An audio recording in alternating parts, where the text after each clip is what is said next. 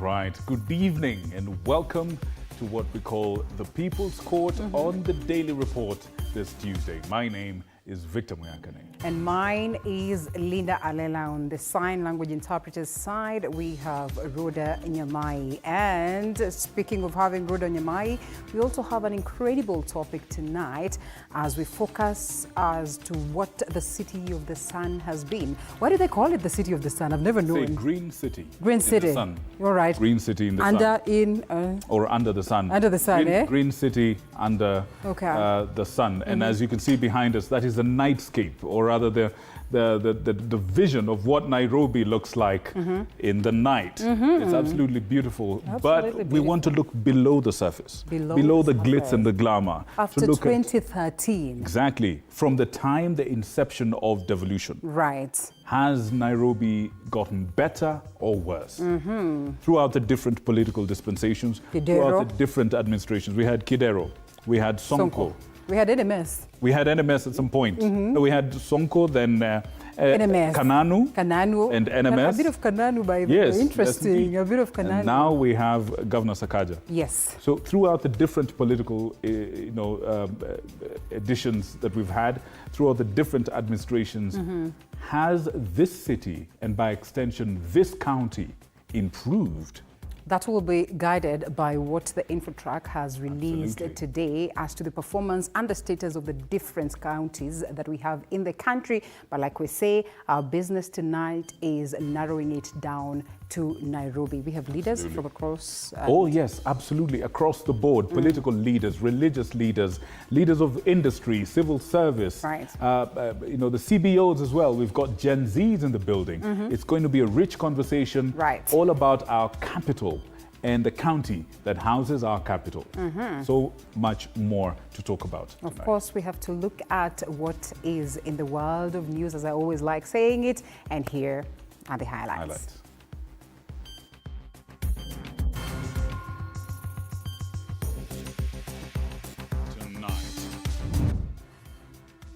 As the 13th Parliament resumed for its fourth session, Azimio's leadership in both houses occupied the majority leadership seats, after a court ruled that Azimio coalition was the majority party in the National Assembly.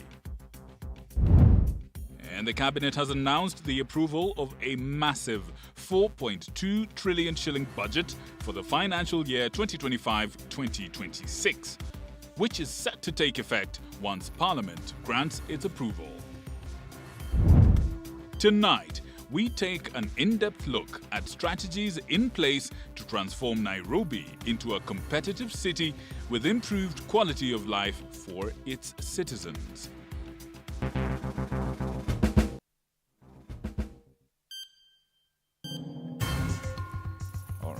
Folks, that and so much more we have in store for you tonight. We invite you to participate in this conversation by sending in your feedback through the SMS line, the WhatsApp number, as well as X, the handle on X. All of that should be on your screen right about now.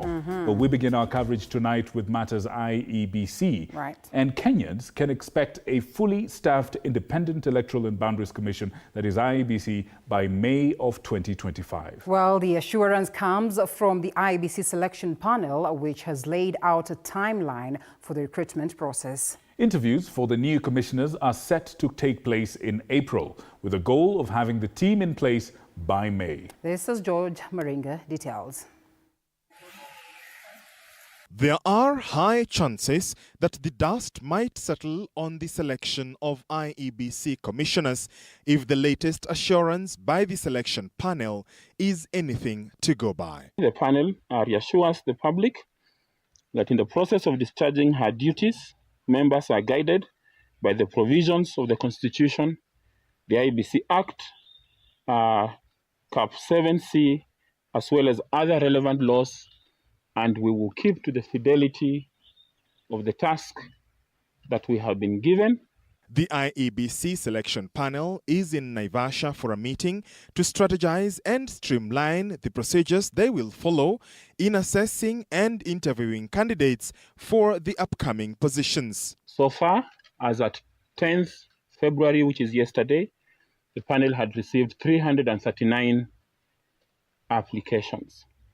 The application process is ongoing, and as placed in the advert, it shall expire at 5 p.m.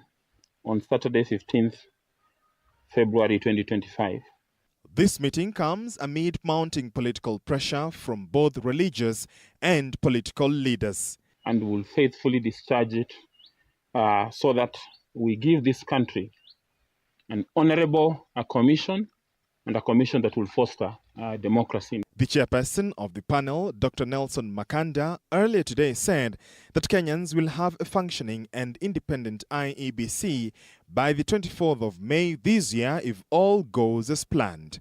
The names of the nominees are expected to be handed over to President William Ruto on the 25th of April this year. Thereafter, the processes that continue are as pertains the law, because the next step is for Parliament, and then from there on, the appointees will take over office. So if we give the names by the 25th of April, it means by May, we should be having a commission in accordance with the law. The team is undergoing orientation in Naivasha for 5 days, which will conclude this Friday before the selection process of the top 9 potential commissioners and the top 2 for the chairperson position.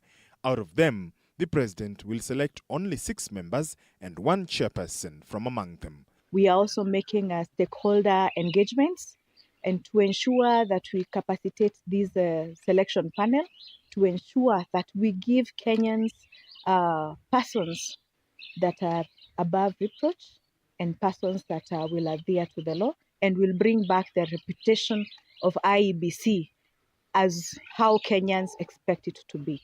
George Maringa, TV47, Nairobi. So more on politics, the National Assembly Speaker Moses Wetangula will tomorrow afternoon rule on the majority versus the minority standoff between Azimio and Kenya Kwanza after Azimio's members of parliament forced the speaker to suspend normal house business to debate the contentious concern during a sitting marred by chaos. Of course, this is after Azimio MPs crossed over to the Kenya Kwanza side and declared themselves the majority, led by Minority Leader Junet Mohammed and Minority Whip Millie Odhiambo. Order, take your seats. The supremacy battle between Kenya Kwanza and Azimio on who is a majority and minority in the National Assembly forced Parliament to suspend normal house business after Azimio MPs occupied the Kenya Kwanza side, claiming they are the majority in the wake of last week's High Court ruling. Our majority leader as Honorable Junet Mohammed and Honorable Robert Mbui. The only solution to this problem is to go to appeal. Until the appeal overturns this matter, I shall be recognized as the majority leader of the Republic of Kenya. The Azimio coalition also told National Assembly Speaker Moses Wetangula to step aside and allow his deputy Gladys Bosholei to take over, citing conflict of interest, given the Speaker is a Ford Kenya party leader, an issue also raised by the court. Mr. Speaker, I therefore humbly request you to step down and mandate Honorable Gladys Bosholei to take over in discharging the functions as the Speaker because of your conflict of interest. I am a senior lawyer in this country, and I'm your senior Millie Odhiambo. I have read that judgment with a tooth comb, and there's nowhere it requires the Speaker to do what you are saying. Majority Leader Kimani Ichung'wah. Kenya Kwanza side, led by Majority Leader Kimani Ichung'wah, went on the defensive, terming the coalition numbers in Parliament as a moving target, given the political realignments that have taken place in the Azimio parties that crossed to Kenya Kwanza after the elections. myself, in respect of that court ruling, today, I have appeared here and decided to sit with my brother, Honorable Junet, wherever I can sit, Honorable Speaker, because that ruling being annulled now calls on you to now look at the facts as they are today and numbers as they are.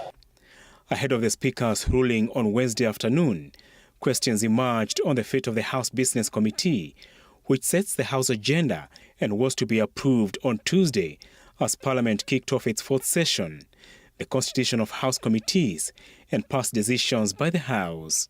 Apul Kamau, TV47. All right. Now, the Cabinet has approved a proposed 4.26 trillion shilling budget for the 2025-2026 financial year, an increase from the previous 3.92 trillion budget of 2023-2024. So this is what it means, that if Parliament goes ahead to give it a green light, then Kenyans will have to dig deeper into their pockets to fund the government's plan. Yes, indeed. And the government prioritizes tax mobilization. This budget particularly prioritizes tax mobilization to finance key areas, even as many Kenyans struggle with the rising cost of living. Paul Kirobi with the details of that. The Cabinet has announced the approval of a massive 4.2 trillion shillings budget for the financial year 2025-2026, which is set to take effect once Parliament grants its approval. Out of the 4.2 trillion shillings, 3.1 trillion shillings will be allocated for recurrent spending, 725 billion shillings will go towards development, 436.7 billion shillings will be allocated for county transfers, and 5 billion shillings will be set aside for contingency funds.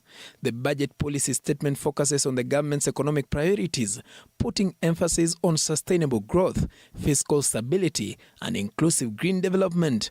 President Ruto's administration outlined key 6 priorities to maintain economic momentum, which include reducing the cost of living, eradicating hunger, creating jobs, expanding the tax base, improving foreign exchange balances, and fostering inclusive growth. To achieve these goals, the government plans to focus on expenditure rationalization, revenue mobilization, and enhanced tax compliance. A medium-term revenue strategy will guide tax reforms, aiming to ensure efficiency, fairness, and progressivity, while balancing revenue generation with social protection.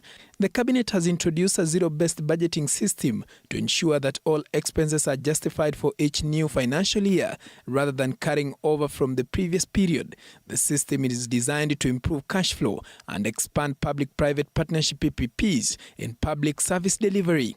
In another major move, the Cabinet has approved an additional 344.8 billion shillings in expenditures to fund critical projects. The approval, according to the dispatch, seeks to bridge the gap left by the withdrawal of the Finance Bill 2024. Paul Kirobi, TV47, Nairobi. Speaking of the budget, I think it's important that we as well just take a look at how the country is performing overall when it comes to the question of devolution and, of course, county by county, which will be forming the basis of our conversation. Of the discussion tonight. Yeah. And so the country's overall devolution performance ranking has dropped to 65%, down from 70% in 2023. Right. The decline is linked to rising corruption, poor service delivery in key sectors, and a lack of transparency and accountability. Well, a study by Infotrack assessed 12 core devolved functions, including agriculture, health, education, and roads, to rank the best performing governors. Murang'a Governor Irungu Kang'ata emerged as the top performing county leader in this survey. Irungu has this detail. The country's devolved units were on Tuesday ranked according to the past 1 year's performance based on 12 core functions that include agriculture, health, education, roads and transport, energy, water, environment, among others. With county's performance index expected to play a role in on-source revenue allocation, the Office of the Auditor General has commenced discussions with county assemblies seeking ways of empowering them to play their oversight role effectively. Speaking on Tuesday after meeting the Embu County Assembly leadership, Auditor General Nancy Kadhungu said they have noted several issues concerning effective use of public resources across the counties.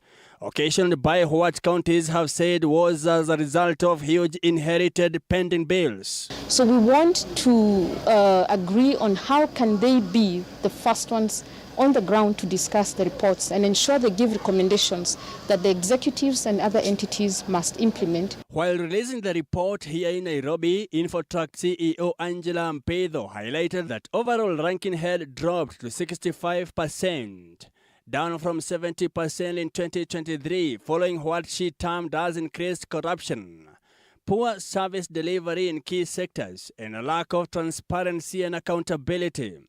The governors' diverse performances were also influenced by their capacity to fulfill campaign pledges, their start of development initiatives, and their responsiveness and accessibility to voters. Look at the counties that were doing well before and ask yourself, are they in good stead with the MCAs, the county assembly?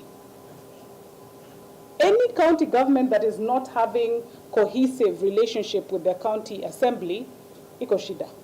Murang'a County Governor Irongo Kang'ata received a score of 68% in the county track performance survey, closely followed by his Trans Nzoia counterpart, Georgina Tempeya, who received a score of 64%.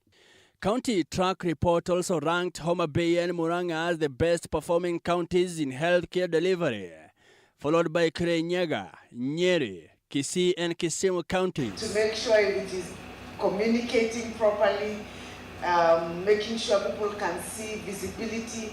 We will be exchanging notes. I will be checking, following them on social media to make sure I see everything that they are doing. The interviews conducted between October and December 2024 covered all the 47 counties, with a sample size of 39,795, and placed Murang'a, Homa Bay and Kirinyaga among top 3 best performing counties in Kenya. Mike Kagwango, TV47, Nairobi. Now, a police officer has been killed. 8 remandees are on the run following a brazen attack at Charada along the Maralal-Baragoi South Hor Road in Samburu County. The incident has reignited security concerns in a region frequently troubled by banditry and violent attacks. And Reem Kilemi tells us more about this.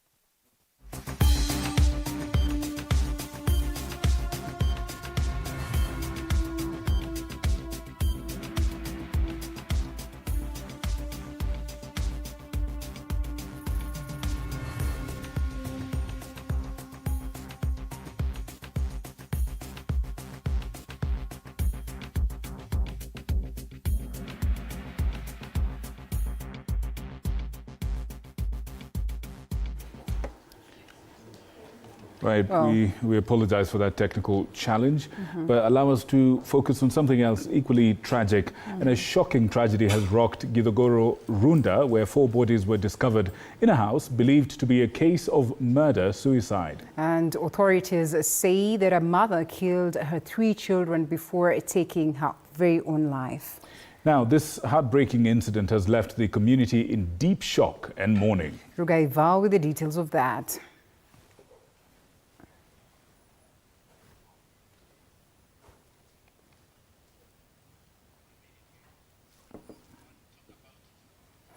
This is quite troubling news that is happening across our country.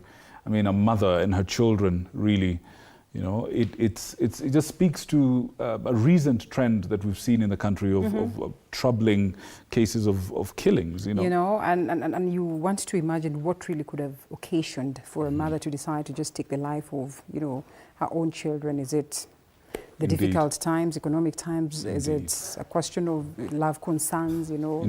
Crimes of passion, you just can't tell. Quite a lot. But yeah. If you are in Githogoro, please let us know through the SMS line, through the WhatsApp number, and through the X handle. Let us know what happened. Were you there? What did you witness? Did you leave a note behind? Indeed. Let us know a little bit more about that.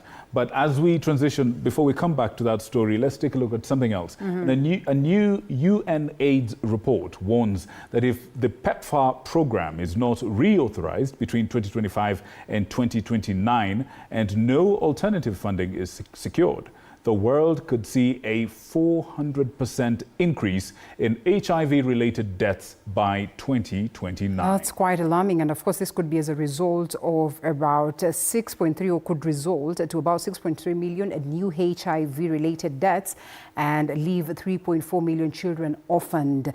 Experts are calling for a clear and sustainable approach or plan to make sure that they get to address this concern, as Elizabeth Atieno details. Over the past 2 decades, the U.S. President's Emergency Plan for AIDS Relief, PEPFAR, has been a leader in the global HIV response, saving more than 26 million lives and averting almost 5 million children from acquiring HIV across 55 countries since its inception in 2003. As of December 2024, the United States government was supporting more than 20 million people with life-saving retroviral treatment, including about 560,000 children aged between 0 to 14. Kenya, which has been ranked as the 5th largest health beneficiary of US aid, has received over 1.26 trillion Kenya shillings from the United States between 2001 to 2024. If PEPFAR was permanently halted, the Joint United Nations Programme on HIV and AIDS, UNAIDS, estimates that there will be an estimated additional 6.3 million AIDS-related deaths, 3.4 million orphans, 350,000 new HIV infections among children, and an additional 8.7 million adult new infections by 2029, making ending AIDS as a public health threat by 2030 impossible. It would be a 400% increase in AIDS death. That's 6.3 million people, 6.3 million AIDS-related deaths that will occur in future. UNAIDS estimates that the number of new HIV infections since January 2025, had the U.S. government support for HIV prevention continued, would be 44,636. But now, the new adult HIV infections stand at 47,519 without the U.S. government support. Waiver should mean that 20 million people living with HIV that depend on U.S. aid for their treatment can continue their medication.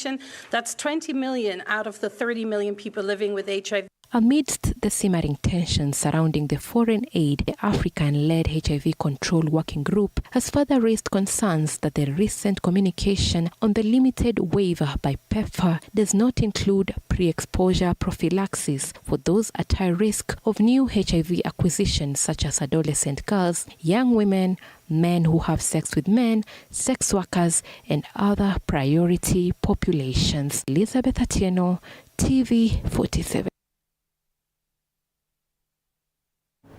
And our cloud of grief has engulfed Itiko village in Mwingi Central, Kitui County, after a middle-aged man allegedly murdered his wife before taking his very own life. The deceased man, said to be an ex-convict, had reportedly been in constant conflict with his wife. Last year, he was arrested and detained for issuing death threats against his family before being released on bond.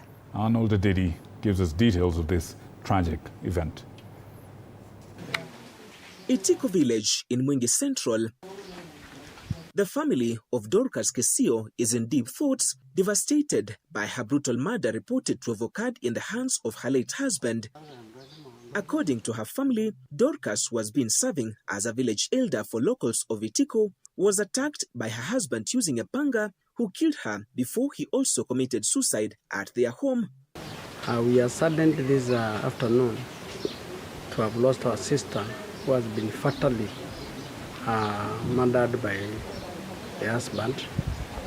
The husband has really been devastating the family since long time. Since we were very young, this is our first sister. Tumepata habari jana jioni kana kwamba mzee wa hii boma amemuua bibi yake kwa njia tatanishi, njia ya kumkata na panga, na mwishowe naye huyo mume wake pia akakunywa dawa na akafa. Reports also indicate that Dorcas' husband had been charged and detained last year for issuing death threats against his family members. However, he is reported to have been set free on bond. Alipofika kotini, alipelekwa Waita for some times, na basi akapewa bond na koti. Kwa njia ambayo ni ya kutatanisha, akawachiliwa na koti. Na aliporudi nyumbani, amekuwa na tabia ya kumwogofisha bibi yake.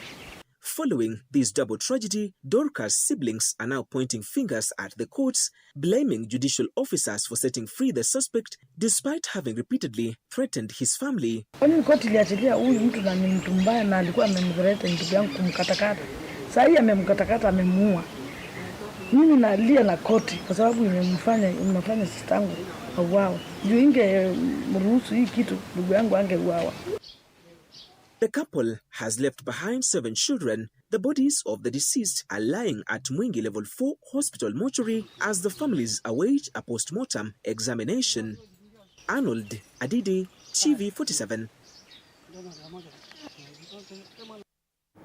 All right, away from that to a bit of health and devolution. The Kenya Union of Clinical Officers, KUCOR, is demanding that Kirinyaga Governor Anne Waiguru be held in contempt of court for failing to reinstate 49 clinical officers despite a court ruling ordering their return to work. Now, KUCO Chairman Peterson Wachira says that the governor has ignored 2 reinstatement orders, meaning the ruling remains active. And now the Union Secretary General George Gibore has warned that 21-day strike suspension ends on Monday, and from Tuesday, clinical officers in Kirinyaga will down their tools until their grievances are addressed. All right.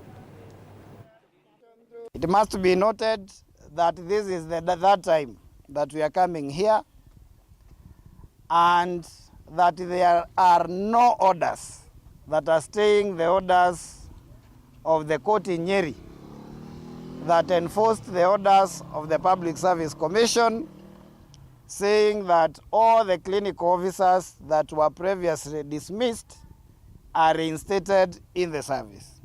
And we want to urge Her Excellency Governor Waiguru that she has fought a good fight for 6 years. She has managed to retain these people out of work. She's now completing her 2 term. She can only do the needful by obeying the court order, which has reinstated our people, enforcing the decision of the the Public Service Commission of 2021. Prepare well. Next week on Monday at night, we are going to close down those public facilities because the employer is still playing the games of hide and seek, that they only express the goodwill, demonstrate some goodwill when we are on strike. When we walk out, they renegade on the same and they walk away. Folks, Kiambu County has started sittings of its steering committee and county technical working group focused on addressing the triple threat of teenage pregnancy, HIV and gender-based violence. All right, and of course the multi-sectoral team drawn from various stakeholders has convened to analyze the root causes of these pressing concerns, which have shown alarmingly high, and of course indicators within within this set, of course, have strategic move to enhance the campaign's reach and impact. As Cape Media has partnered with the National Council for Population and Development, and of course Cape Media CEO Mwenda Njoka said that the collaboration will then play a crucial role in amplifying key messages related to the triple threat, raising public awareness as well as fostering community engagement. As a media house, we recognize the role of media in terms of finding solutions, permanent solution to some of the problems bedeviling our country. The issue of GBV and the triple threat is an issue we identified as a media house, as an issue that we need to focus on, and we have a dedicated desk that deals with that. And it's for that reason that recently we won an award from Kenya National Human Rights Council as a media house that has highlighted issues to do with gender violence and teenage pregnancies for the last, if you see in 2023, 2024. What we are, as a country, there are so many population issues that we are dealing with. In particular, the issues to do with, you know, the issues of teenage pregnancy, female genital mutilation, early marriages, child marriages, issues to do with elderly, who also may not be accessing, issues to do with the services. Other populations that we're dealing with is substance abuse and drug and substance abuse, and many others. So these kind of meetings help us first to do a root cause analysis and come with interventions and have one multi-sectoral, one government approach to address this kind of. The Kenya Forest Service, KFS, has launched the 2024 Forest Status Report aimed at enhancing sustainable forest management. This report leverages technology and stakeholder input to provide accurate insights on forest conditions, which is, of course, to ensure informed decision-making for conservation efforts. The initiative is expected to guide governance and boost deforestation programs, as Anastasia Mukabi details.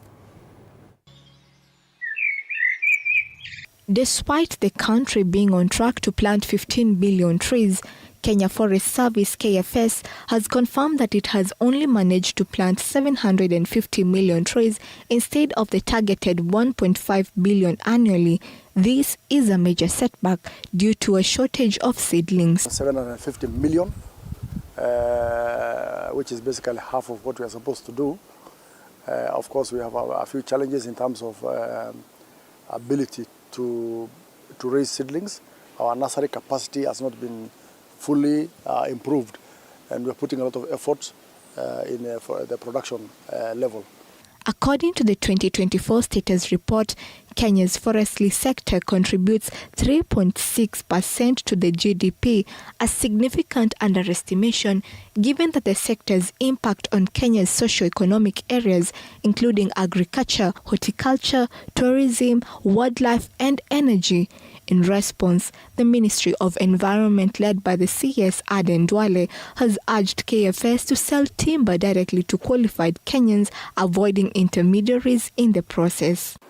The 150,000 hectares of our commercial forest can only be sold and is provided for and is an asset available to Kenyan businesses in the timber industry. Give to those who are in the business of timber. Don't give to people who want cartels, who want to use, buy from you through and then go sell to the sawmillers. The 2024 KFS status report also outlines the technological innovations implemented to improve monitoring and conservation efforts. As part of ongoing restoration initiatives, the country aims to restore 10.6 million hectares of degraded forests and rangeland, increasing the nation's tree cover by 30% by 2032. This report is not a document, it is a guiding tool that will shape Kenya's forestry management, development and conservation policies and strategies in the coming years. Highlighting the main drivers of forest degradation, agricultural expansion, unsustainable logging, livestock grazing in forests, rapid population growth, and poor forest governance, this report will play a crucial role in improving conservation and forest management. Anastasia Mkabi, TV47, Nairobi. Okay. All right, so at this particular point, we want to take a bit of a breather. And when we come back, we will have a few more stories to give you, and as well the conversation that we alluded to earlier on. We ask a question: are you satisfied? If you're a resident of Nairobi, are you satisfied with the performance of the county government across all sectors, education, environment, health, you name it? Are you satisfied? If not, or if you are, please let us know why. If not, please let us know why. The SMS line is on your screen, WhatsApp number is on your screen, and the X handle is on your screen as well. If you're watching us online, the YouTube chat section is open. Please let us know what you think. Someone says Nairobi ni yetu wote. because, like you said earlier on, it houses the nation Everybody. government. Yes. So yes, let's get to hear from you, and we'll be sampling some of your comments as we continue with the broadcast. So let's take that break. Absolutely.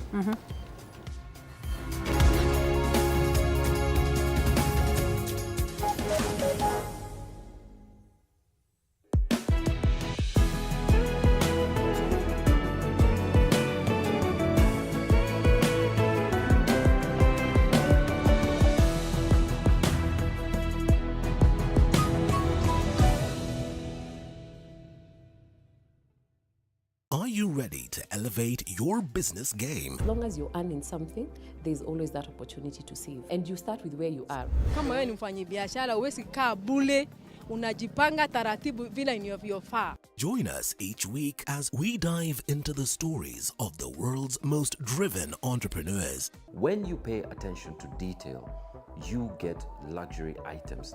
The Grind, where business meets brilliance. Tune in every Monday at 7:30 p.m. because your business deserves the best.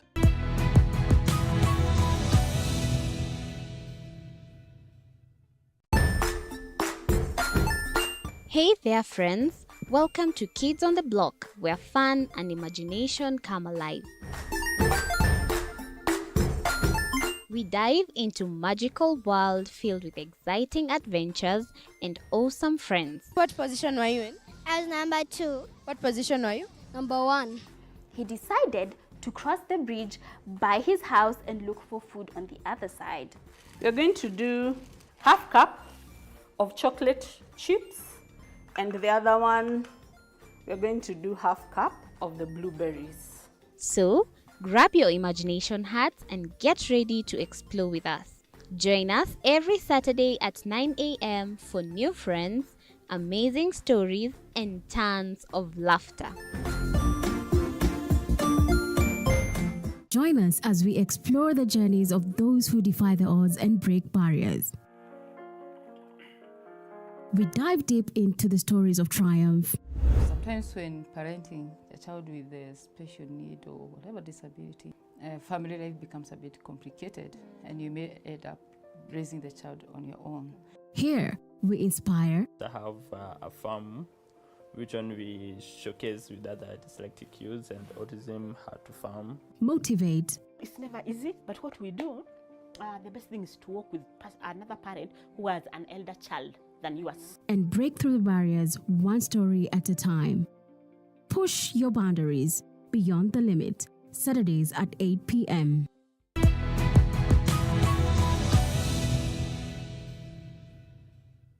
Jiunge nasi tunapoangazia safari za viongozi bora.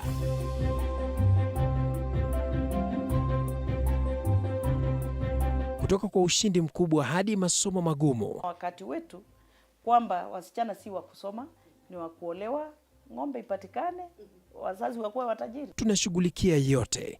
I wish I were a better investor. My parents taught me how to look for things for myself. Tazama Mfahamu Kiongozi, ambapo kila kipindi kimejaa maarifa, mikakati na hadithi za kukuza azma yako. For me to succeed, I have to fight. Kila Alhamisi saa 1:30.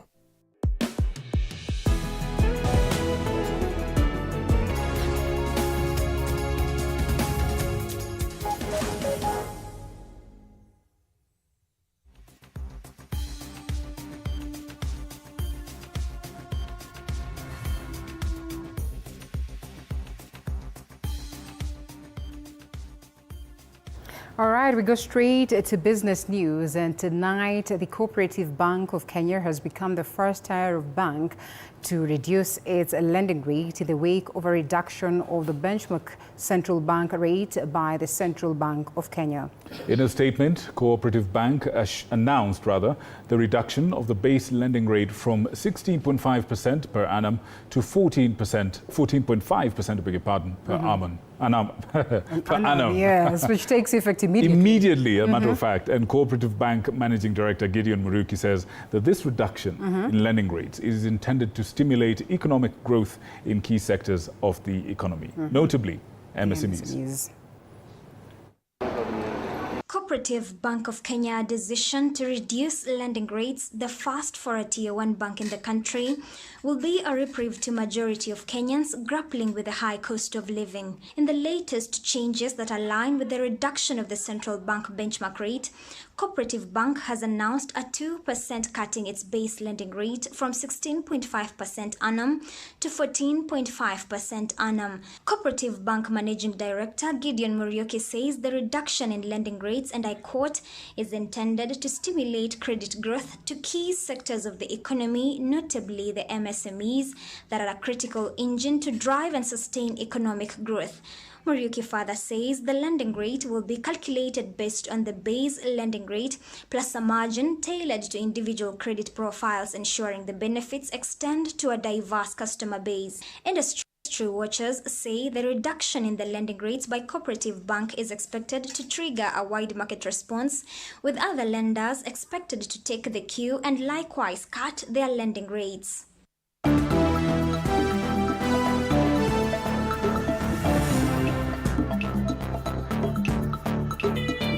Sports news brought to you by Maybets.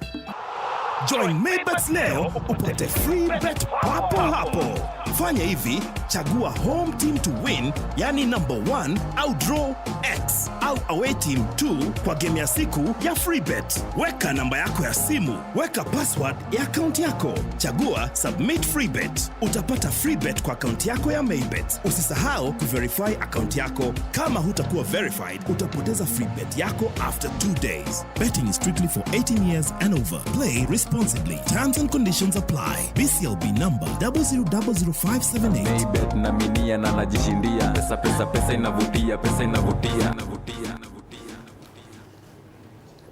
Folks, it's time to get your revs on. If you're a gearhead, a petrol head, the countdown is on for the 2025 WRC Safari Rally, which is set to rev up from March 20th to 23rd, drawing motorsport fans from across the globe. But beyond the high-speed action, one driver is finding a unique way to balance the intensity of rallying. Evans Kavisi has taken up, of course, golf to unwind. It's quite interesting. Interesting. Taking up golf to unwind from rallying. Interesting. Zuki Allen tells us more.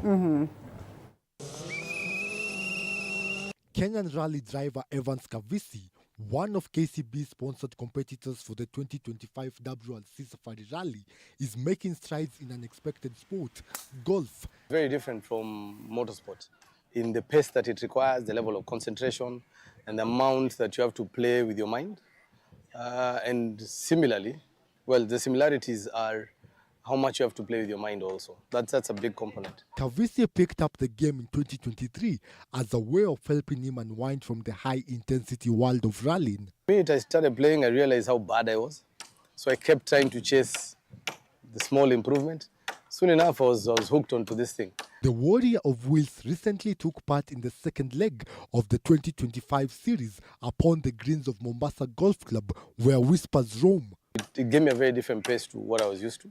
But I started reading things about myself and understanding myself, just basically how to deal with failure, how to deal with a good run.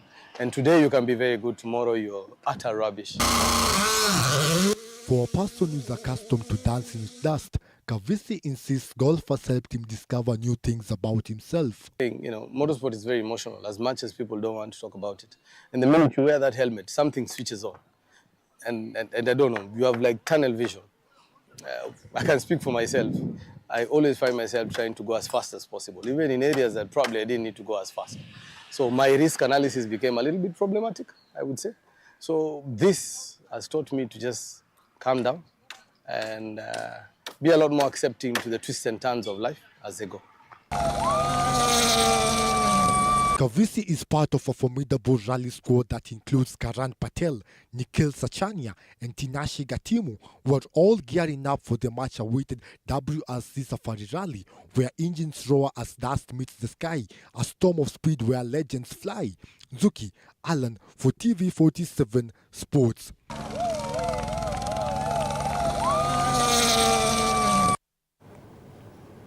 And the 2024-2025 FKF Women's Premier League is heating up, and Kibera Soka Women's FC are proving to be a dominant force. Of course, with an impressive unbeaten run, the team is making serious title ambitions. Duncan Mutua caught up with the squad during the training, and here's what he found out. This is Kibera Soka Women Football Club's training session.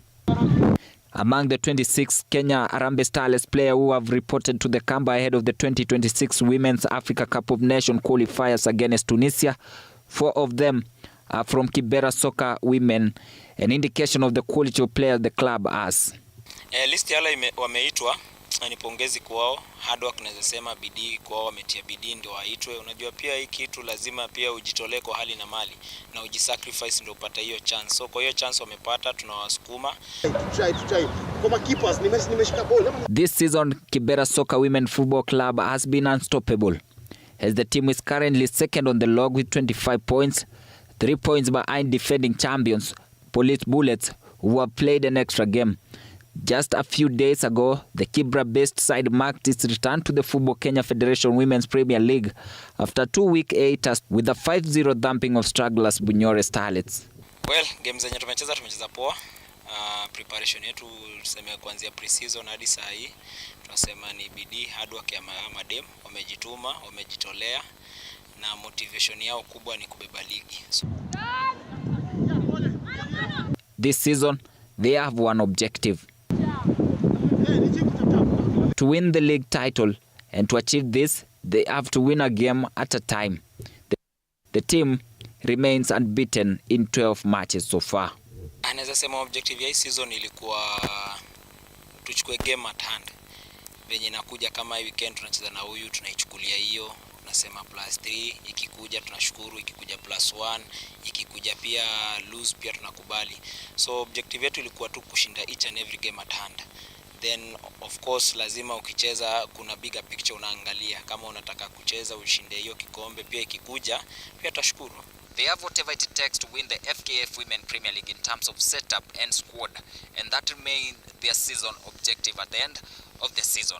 Will they achieve that objective? My name is Duncan Mutua.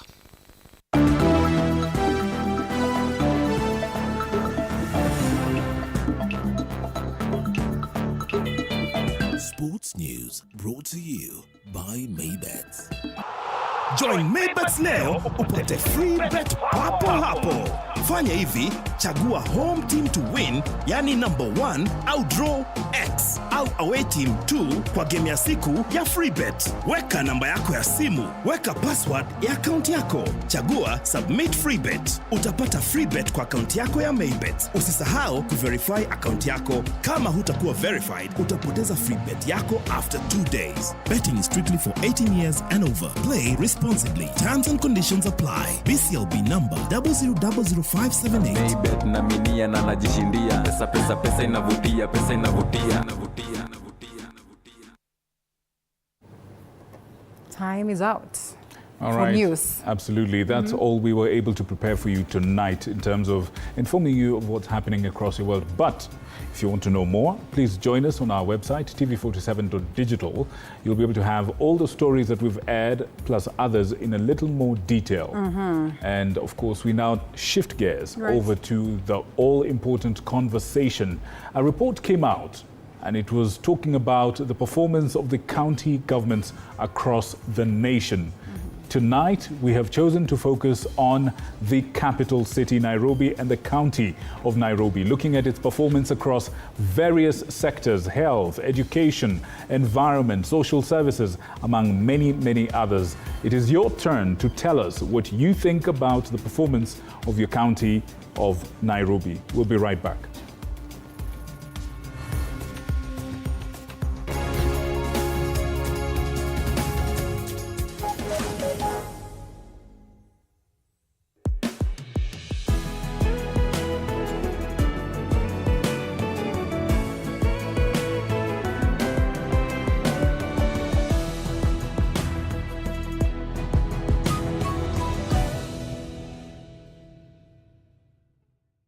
Are you ready to elevate your business game. As long as you're earning something, there's always that opportunity to save. And you start with where you are. Kama wewe ni mfanyabiashara, huwezi kaa bure, unajipanga taratibu vile inavyofaa. Join us each week as we dive into the stories of the world's most driven entrepreneurs. When you pay attention to detail, you get luxury items. The Grind, where business meets brilliance. Tune in every Monday at 7:30 p.m. because your business deserves the best.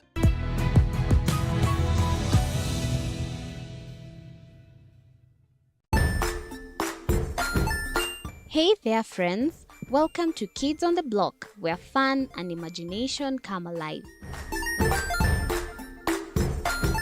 We dive into magical world filled with exciting adventures and awesome friends. What position were you in? I was number 2. What position were you? Number 1. He decided to cross the bridge by his house and look for food on the other side. We're going to do half cup of chocolate chips, and the other one, we're going to do half cup of the blueberries. So, grab your imagination hats and get ready to explore with us. Join us every Saturday at 9 a.m. for new friends, amazing stories, and tons of laughter. Join us as we explore the journeys of those who defy the odds and break barriers. We dive deep into the stories of triumph. Sometimes when parenting a child with a special need or whatever disability, family life becomes a bit complicated and you may end up raising the child on your own. Here, we inspire. I have a farm which one we showcase with other dyslexic kids and autism how to farm. Motivate. It's never easy, but what we do, the best thing is to work with another parent who has an elder child than yours. And break through the barriers one story at a time. Push your boundaries beyond the limit. Saturdays at 8 p.m.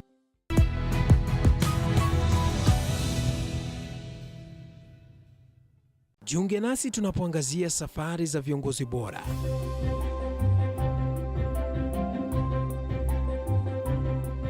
Kutoka kwa ushindi mkubwa hadi masomo magumu. Wakati wetu kwamba wasichana si wa kusoma, ni wa kuolewa, ng'ombe ipatikane, wazazi wakuwe watajiri. Tunashughulikia yote. I wish I were a better investor. My parents taught me how to look for things for myself. Tazama Mfahamu Kiongozi, ambapo kila kipindi kimejaa maarifa, mikakati na hadithi za kukuza azma yako. For me to succeed, I have to fight. Kila Alhamisi saa 1:30.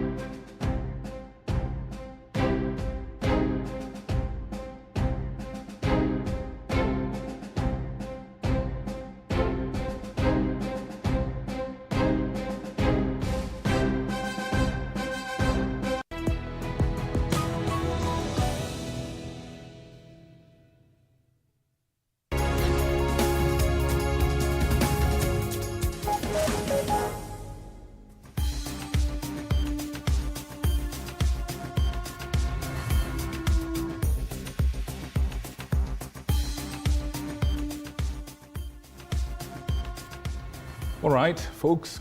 Once again, good evening. If you're joining us right now, this is the time when we have the conversation on the state of the county of Nairobi. And here with us to help us understand what this means and, to represent their sectors are the following. First, we start from the far end, if our cameraman would be so kind as to take the camera there. First is Mr. Desterius Musoka. You're an entrepreneur. Karibu sana. Next to him is the Honorable Mark Ronaldo Mugambi, the MCA for Umoja One. Karibu sana. Asante. Next to him is the engineer Shama Kiteme, who's a civil structural engineer and a very well-known name in terms of engineering and planning in this country. Karibu sana. Next to him, we have none other than one of our Gen Z in the building. We've got, of course, Grace Wangare Ohanga. Karibu sana. You're joining us from Multimedia University. Karibu sana. Right in front of us here is Mwango Morara. Karibu sana. You're joining us, of course, from, you're an expert in public relations and diplomacy as your area of focus. Karibu sana. And of course, next to her, we have none other than Ruth Wamuhu, who's joining us from the Technical University of Kenya. Mumemaliza strike? Aluta continua. The struggle continues. I see. Thank you, Ruth, for coming. Now, next to Ruth is the Honorable Mr. Karakacha, who's the chairperson of the Matatu Owners Association. Karibu sana. Thank you. Magari melala kwa stage, mambo sawa? Very good. Thank you, sir. Thank you for coming. Would you care to introduce the guests closest to you? Mwangu, I'll be looking forward to hear you tell us whether kuna PR nyingi Nairobi ama kazi inafanyika, now that you're a PR expert. But of course, on this other end is Honorable Robert Alai, the Member of County Assembly of Kileleshwa. Mheshimiwa, thank you so much for creating time. And right next to him is Godfrey Akumali, County Secretary, Nairobi. Asante sana for creating time. Then we also have Boniface Gashoka, the Secretary General of Bahita, that is the National Bar and Owners Association. Kelele imepungua? Kabisa. Kileleshwa, kelele imepungua mhesh? We'll discuss now. Tutasema hapa sasa. All right, so and last but not least, Kevin Mubadi, National Chair, Boda Boda Safety Association of Kenya. Asanteni sana, ladies and gentlemen, and we get straight to it. Yeah, but first, let's give a bit of a context to what we're talking about tonight. Kenya has had devolution for the from the year 2013. About 12, 13 years or thereabouts. Yes, thereabouts.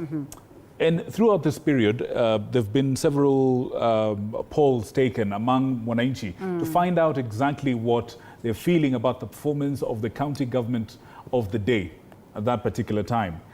Some of the questions that were asked involved how is the performance of this new dispensation compared to how things were before. So they took the poll in 2013. They took the poll in 2015. They took the poll in 2020, just before the coronavirus pandemic. Right. They also took the poll in 2023 and 2024. So we've got about 4 or 5 polls, and there's a lot of data there that gives us an idea of how things have been moving from the inception of devolution up to now. Now, what we have found out from this report and other bits of research is that Nairobi is not doing so well. It has fallen from around 60% very fast to the lower 40s. To the lower 40s. To the lower 40s on then the average. question is why? We want to find out why. We also want to find out if some of these numbers are actually genuine. Kwa ground na on papers, mambo ni pamoja ama mambo ni... I can see Mr. Karakacha shaking his head. So this is part of the conversation that we want to have. And we want you to be real. Talk to us about the real thing on the ground. And later on, in the tail end of the program, after we've looked at the problem, I want all of you to work on a question that I want to ask now. You will answer it towards the end of the program. What is the Nairobi we want to see? What is the Nairobi we want to see? All right? Martino here says Nairobi is extremely dirty and run down. Didn't plan for expansion, but biggest problem is impunity that allows all types of illegalities. You should interview people who lived there in the 60s and the 70s. All right. Tell us what it looks like. So let's kick off the conversation tonight. And we want to ask a question just right off the top. What is your opinion of where Nairobi is right now across the different sectors that we have? We have seen the thing look at health, agriculture, education, roads, energy, trade and tourism, housing, water management and sanitation, environment, culture and sports, social services, across the board. Let's start with you, Ruth. Where do you think Nairobi is in a nutshell, in one line or two? I think it's a very difficult question. But this is not the Nairobi that I have always envisioned as a young person. I would say Nairobi is at a state where it's becoming chaotic. I think I'm among the people who use the lower parts of Nairobi. You know, the word tunambangwa watu wa Nairobi ya chini, town ya chini. And it's so chaotic because of, one, someone has mentioned that Nairobi is really dirty, which is true. We have so much congestion. We take so much time to get to our places of work, to go to school. I don't know, it's becoming so chaotic. I don't know whether to blame the government or because I normally view Nairobi County as a social responsibility of each and every person, you know. And I'm really happy that we have all these sectors represented so that we can have a just conversation, not only leaning on blaming the government or the county government, but also trying to understand where are we as a county and why are we having all this? Because Nairobi was ranked among the most stressful counties, I think, in the world or so. We are also very unhappy. I'm unhappy myself. So, all right. Yeah. we shall come back to that. And I can see you dressed in black. We will talk about the connection between color and mood. But let's talk to our transport people in the house. Mr. Mubadi and Mr. Karakacha, your people actually move around and see Nairobi every day, all angles, all walks of life. Let's start with you, sir.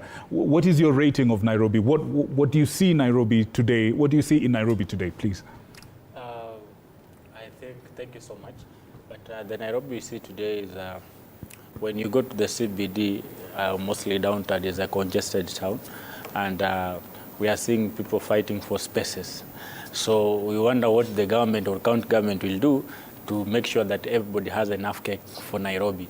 Because what we are seeing is now the competition for the space. All right. Involving matatus, the border riders, and the pedestrians. So and the hawkers. And the hawkers are also there fighting for the same space. So I think the county will need to up their game to put hawkers to where they are supposed to be, riders where they are supposed to be, and matatus where they are supposed to be, and the normal pedestrian where they are supposed to be. I think that is the Nairobi we want to see. But where are they supposed to be? Yes, we'll come back to that in a second. Mr. Karakacha, what's your view of Nairobi as it exists right now? Okay, thank you. I think Nairobi, we are having a problem, and the problem is about the leadership.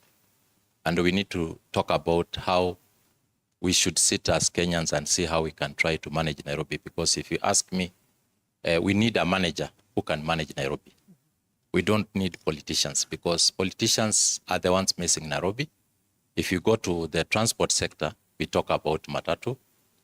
There's a lot of corruption.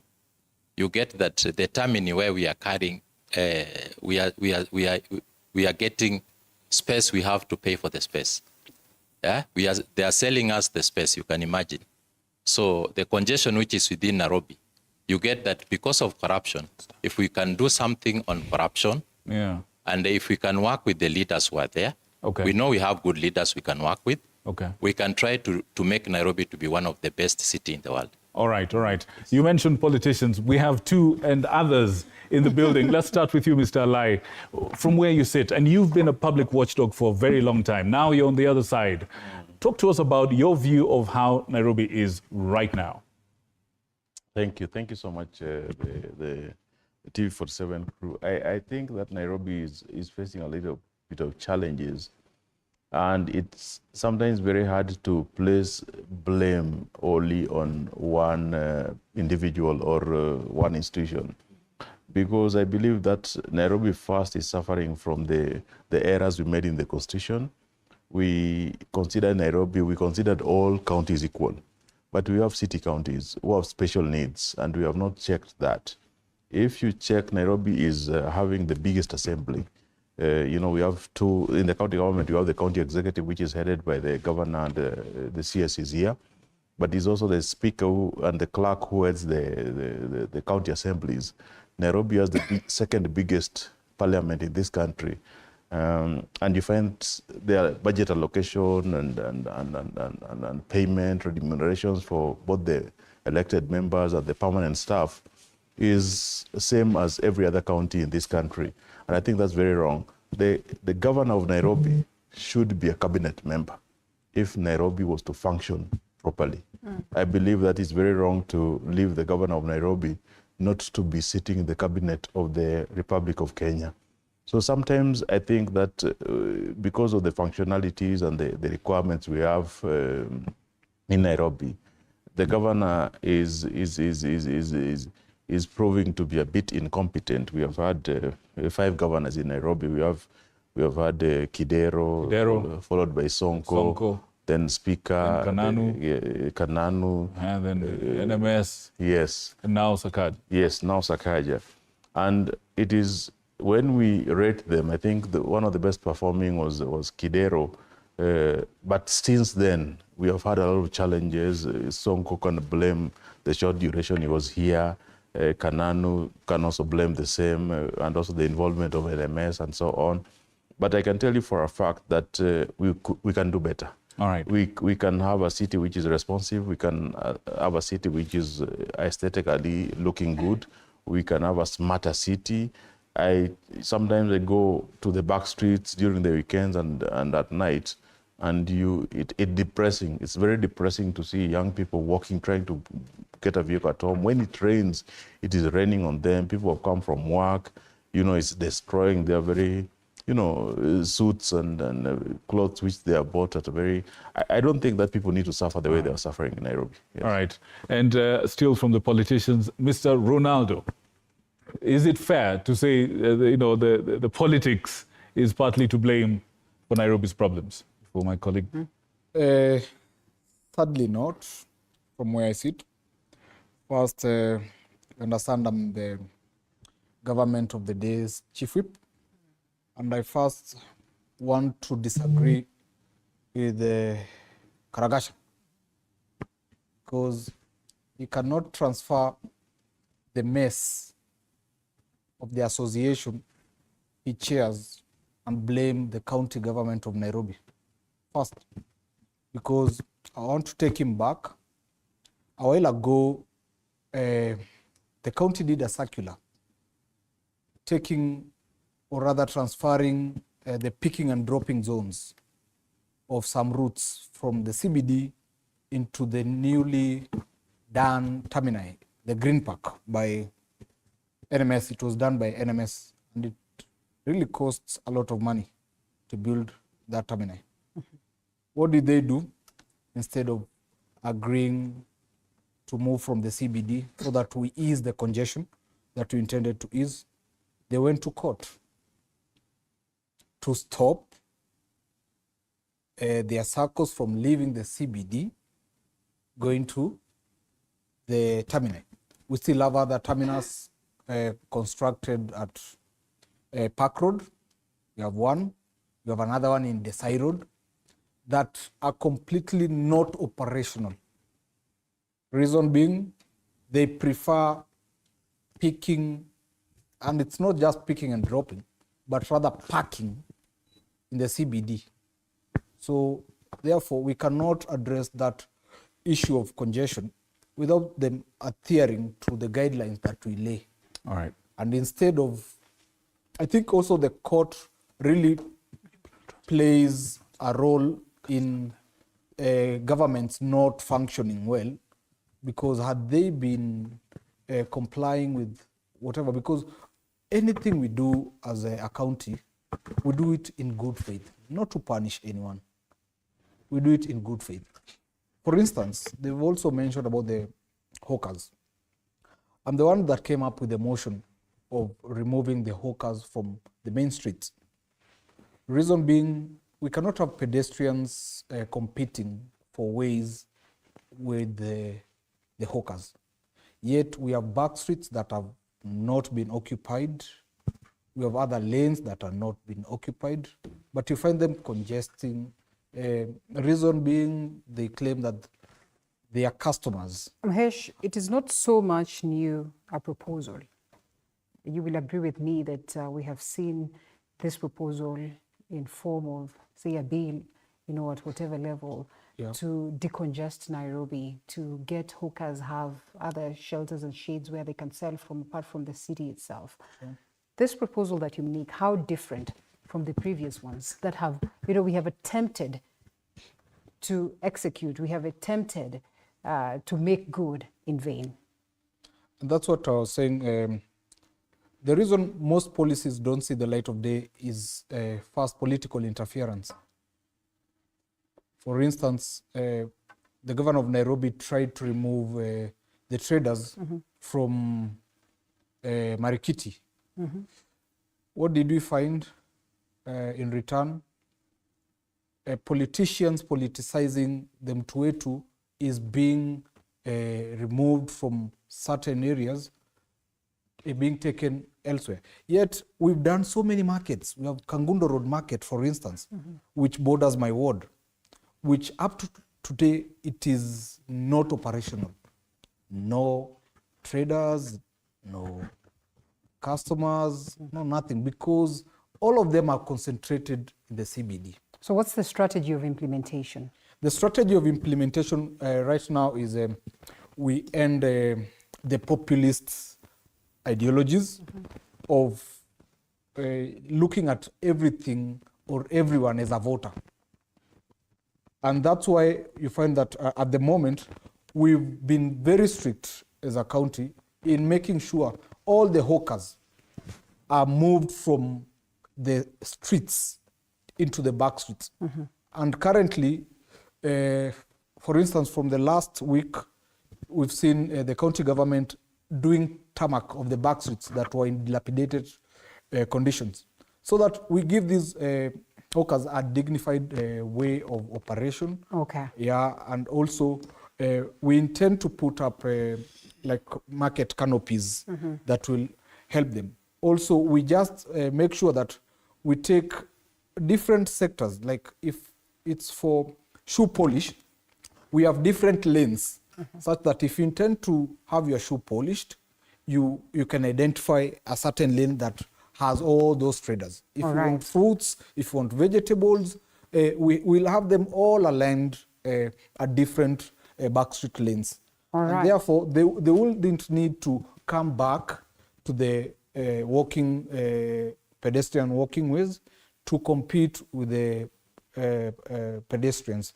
Let's build up on that as we continue with the conversation. Allow me to loop in engineer before we come and hear what Godfrey has to say about his city, the city that he is the county secretary of. But we come to you, and one of the biggest concerns that we're talking about is overpopulation, that we are overpopulated, concerns on sanitation, that, we have blockages left, right, and center. And we talk about the 60s and the 70s, and now here we are. And there's been the argument that perhaps, we never envisioned such a high population of those ones that are residents of Nairobi and those ones that come on a daily as they go to their different places of home. Do you suppose that we need to do so much adjustments in terms of the level of engineering and the structure of Nairobi so that we can ape some of these concerns away? And what are the possibilities? Well, thank you very much. And thank you, Linda and colleague, for having us this evening. Nairobi, where we are today, is definitely in big problems. And I think they're serious enough that they are a threat to our existence, very existence. And I say so very deliberately because you do have a city that was planned, and I'm aware, my university professor made me aware that in 1970s, they were planning for the city for the year 2000. And what we call outer ring today was actually in the outer ring, outer side of the city, and that's why it is called outer ring. And the city was planned. The city has grown rapidly, haphazardly. We are talking of a situation whereby we do not have capacity to meet the demand, water supply demand. We're talking of a situation whereby we have solid waste scattered all over the place. We're talking of a situation where we have wastewater infrastructure which is non-existent in some places. And then you see a situation whereby when it rains, we have street flooding. We have people literally swept away by floods. And so infrastructure-wise, the city is in dire straits, if we can put it, and as clearly as possible. And we have said this as professionals, especially in the built environment. We're very worried when we start seeing literal vertical slums, 15-story buildings, 25-story buildings being constructed in this city in areas which was planned, for example, for 4-story building. Those approvals are being granted, and we ask ourselves, where is the infrastructure that is going to carry this kind of infrastructure? Okay. You know, you plan so that you designate some areas for residential occupation, so other areas, commercial, industrial, etc., etc. And so the scenario where we have bursting of estates with no social amenities, okay, no careful thought about road infrastructure. You do not even have water supply systems in place and the sanitation infrastructure in place. Mm-hmm. We are reaching a point whereby it may not even be possible to salvage the city. Okay. And countries have left cities to go and start cities elsewhere. Mm-hmm. The initial question was whether we are having the right approach administratively. I was in Abuja last year, and Abuja is a federal capital territory city. You have the other, states in that country, and I believe Nairobi may need to have a slightly different administrative approach. Mm. We recognize this is a capital city. Okay. We are hosting United Nations, high international organizations, and then we treat it different. We have a different approach administratively. So basically what we are saying, and we've been saying it very loud and clear, we are in big problems. Secretary, County of Nairobi, as you just respond to the numerous concerns that have been raised, first of all, do you support that, there's a possibility, and just how realistic would it be for us to separate the management of the county from politics, number one? Are we trying to say that the county assembly or perhaps the county government component is unable to manage Nairobi, and such there would be need for us to have it back and, domiciled in the national government? And basically responding to some of these concerns that have been raised, where would you place the city? Thank you very much. The city of Nairobi, we must understand where we are coming from. This city, the last physical plan was done in 1984. We are 40 years later. We are the first one who are now doing a new master plan as a county government. Really? Okay. That is where we are coming from. Why is that? And that means they planned for a city of 2 million. Just a second, sir. Why do you think it took 40 years for this to happen? We did have the right guys. This is now when we have the right guy on the front. Okay. So what does this mean? Tell us about the... So it means we have infrastructure that was designed for 2 million people. Today, Nairobi has a population of 5.7 million people during the night, but during the day, because of its nature, this influx, our population grows during the day to approximately 7 to 8 million. With an infrastructure of 2 million. Of course, in the last couple of years, we've had bypasses. So in the transport sector, there's quite a lot that has happened. Within that space, also there's been growth in terms of sewer lines. There are areas that never used to have sewer lines, now have sewer lines. And now that means that there's some growth that has happened. But the growth, as engineers said, is not commensurate to the population growth. Indeed, that will be a problem. Number two, the county government model is probably the model that has allowed this city have a focus on itself.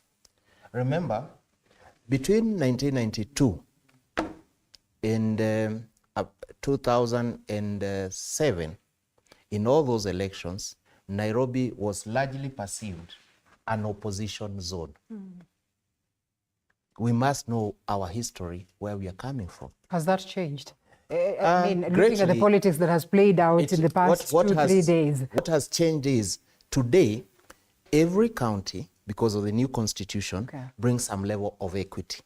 However, as my minority leader rightfully said, what we receive, we are treated like any other county. But remember, we are not just a county. We are the capital city of Kenya. We are the seat of power of the country. We are the hub of business for the East African region. We are different. So there are resources we need to get that we are not getting.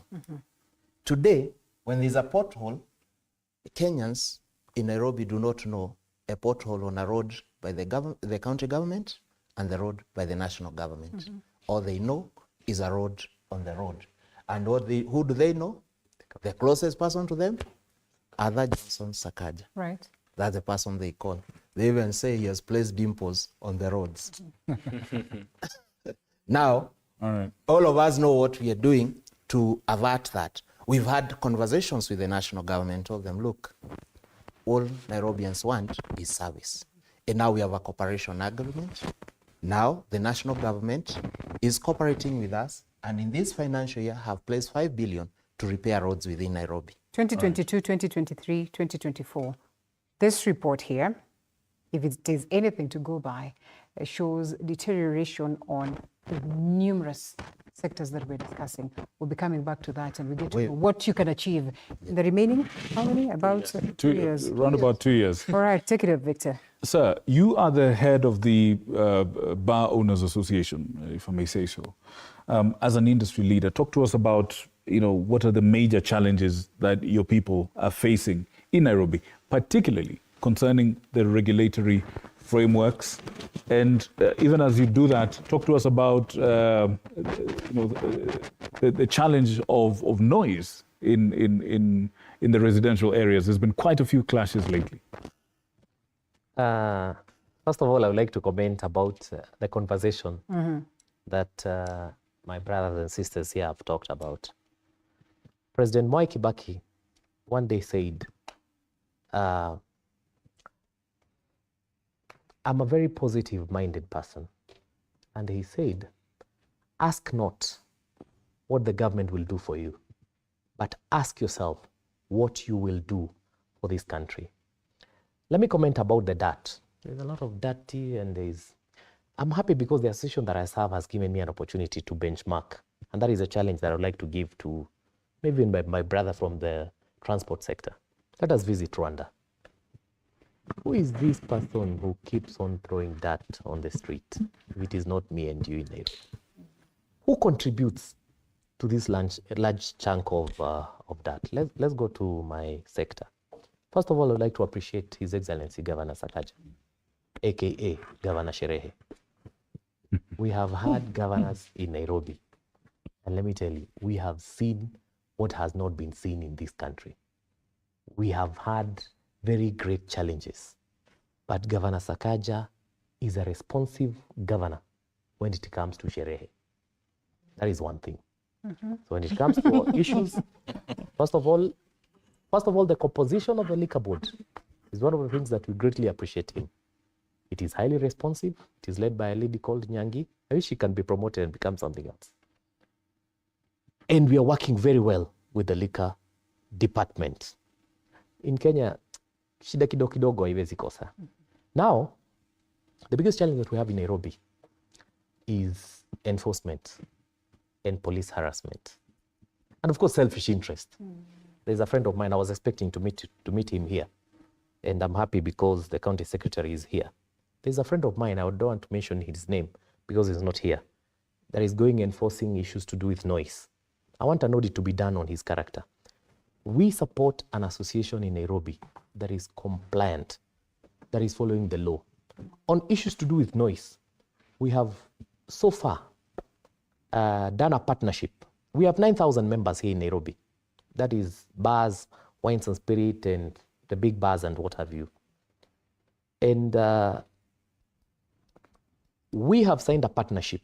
We've signed partnership with 5 companies that sell anything that talks about noise control and what have you. We are working very hard to ensure that we've actually even have 2 financiers who can finance our people to ensure that they manage noise and what have you. But it's very unfortunate when one person, we expect, this is a government of multi-agency. So when enforcement is being done, we expect a multi-agency, a diplomatic engagement process, and what have you. But there's someone who's doing some enforcement whom we feel is making money for his own. Let me ask you a question on that point. Are you implying that your members of the Bar and Restaurant Owners Association of Nairobi, do not actually contravene the guidelines on noise, for example? Are you saying that the enforcement is unfair? They do, a few of them. But we are doing everything possible from the partnership that we have between us and this better. I would call it better, because we've had the previous governors who were there. We've had, and I think the easiest place where people go to get bribes and harass people is the bar and all these places. I can tell you, from the county government, if there are problems, they are small and we are managing them. The biggest challenge that we have in the management of sherehe and the liquor industry is the police. Okay. Hang on a second, just a second. When you say that you're doing all you can you tell us some of the things your association is doing to manage that on your own side, even as the county government does what it's supposed to do by law? Good. Let me repeat myself. Number one, we have signed partnership with 2 financial institutions. Let me tell you, the cost of putting up these management resources that are needed to manage noise is very expensive. This is a new idea altogether. So it's very expensive. So we've looked for financial institutions which can lend our people money, and they can put soundproofing and all that system in terms of management, even including nowadays there's even microphones that can manage sounds, and that sound can go far. That is one. Number 2, we actually even done a partnership with an environmental impact assessment expert who can come and assess and see the impact and even try and help you in terms of management. The other thing is actually we're even planning to, we have a partnership, official partnership with 5 companies that can give, our duty is to make life easy for, our duty is to help our people comply with the law, is to make life easy for our people, for them to be able to get something at the end of the day. So we have signed partnership with companies that are importing and bringing all these music management systems to ensure that our people comply. The other thing is this, very simple. We have advised all our people in this Nairobi and in the whole country, we have 54,000 members, to build partnerships with their neighbors. A simple thing like a WhatsApp group between your neighbors and your DJs and the management can greatly manage all these messes. Because sometimes we have some nice young people called DJs who are very ambitious when I'm at home, and then the DJ can increase the voice, then the neighbor can raise the issue. Just some small internal thing that can manage. All right. That is building partnerships and relationships. Because at the end of the day, if a bar makes noise, the people whom you're making noise to is your customers. Okay. All right. So in this case, is there something you'd like the county government to do for you and your members to be able to make this experience much better for everyone? First of all, the people whom I'd like to challenge is NEMA, because we have a right of information, and they have a very good law, and they have a very good department. We would like them to empower people with information. Let us build partnerships and let us get a lot of information about what they're supposed to do, what is their mandate, and how well we can build a partnership. The same way we've done with Nairobi. I mean, the previous director of liquors, all of them have ended up in courts. They were dismissed because of an accountability. But we sat down. One day, we woke up and we were taking Nairobi County government to court because of the issues. And the governor called us, and we had an agreement. And right now, we have a proper working relationship. The only challenge that we have is maybe from the police. And that is something that that is something that we're going to discuss. Let us pace up the conversation so that we don't sound like, oh, the business was Balita and Balita was the business. But quickly, before we take a short break, quickly, in 1 minute, Mahesh, the members of county assembly, just how do you contribute to bring some element and level of sanity in every county? If we're going to speak about that, because then eventually we know it boils down to the people, but you have a crucial role to play. We have a crucial role, but I'm very worried when the client is full of praise for the enforcer. Okay. You know, I'm very much worried when I hear that bar owners and are so comfortable with the governor. You don't want them to say it when good has happened? Because a lot of things are happening wrongly, because, you know, it's not their mistake per se, but to an extent is also they are a contributor to the mess we have in the liquor, you know, management of the joints, the nightclubs, the bars and the restaurants. And also, you know, to the county side where we have the licensing, the zoning laws which have been broken, you find areas which were purely residentials are now mixed use. And but also, you know, you realize when Corona happened, very many people insisted on having their bars very close to their homes. People wanted to have the minimum staggering distance to their homes. But one thing which we have to agree on is that we have to control the mess which is in the liquor, in the vice economy, because the bars and nightclubs comes with a lot of things, comes with prostitution, comes with the sale of drugs and controlled substances and so on. We have to find a way of bringing in sanity. And if Geoffrey Mosiria is trying to bring in the sanity, I think we have to find ways of working with him and not castigating or attacking his character. I know areas where he also falls short, but I don't think that it's upon us to decide that, you know, he needs to be punished or he needs to be called out. Mahesh, we come back to you after this break, because then we need to understand where do we strike a balance, because these people will tell you these are businesses they're conducting. These people will tell you they're trying to earn a living, to make ends meet. Yeah. So how do we strike a balance in terms of what it is that you see? And of course, that question will be coming back to the people who are representing the county at this very point, but we come back to you after this short break.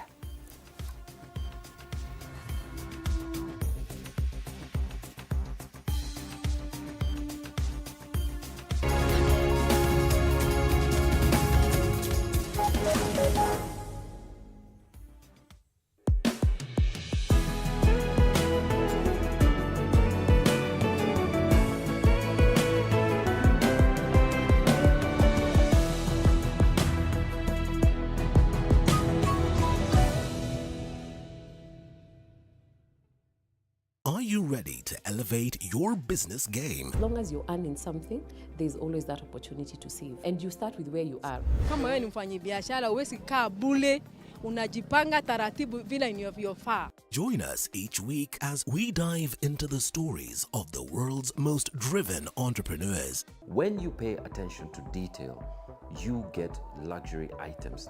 The Grind, where business meets brilliance. Tune in every Monday at 7:30 p.m. because your business deserves the best.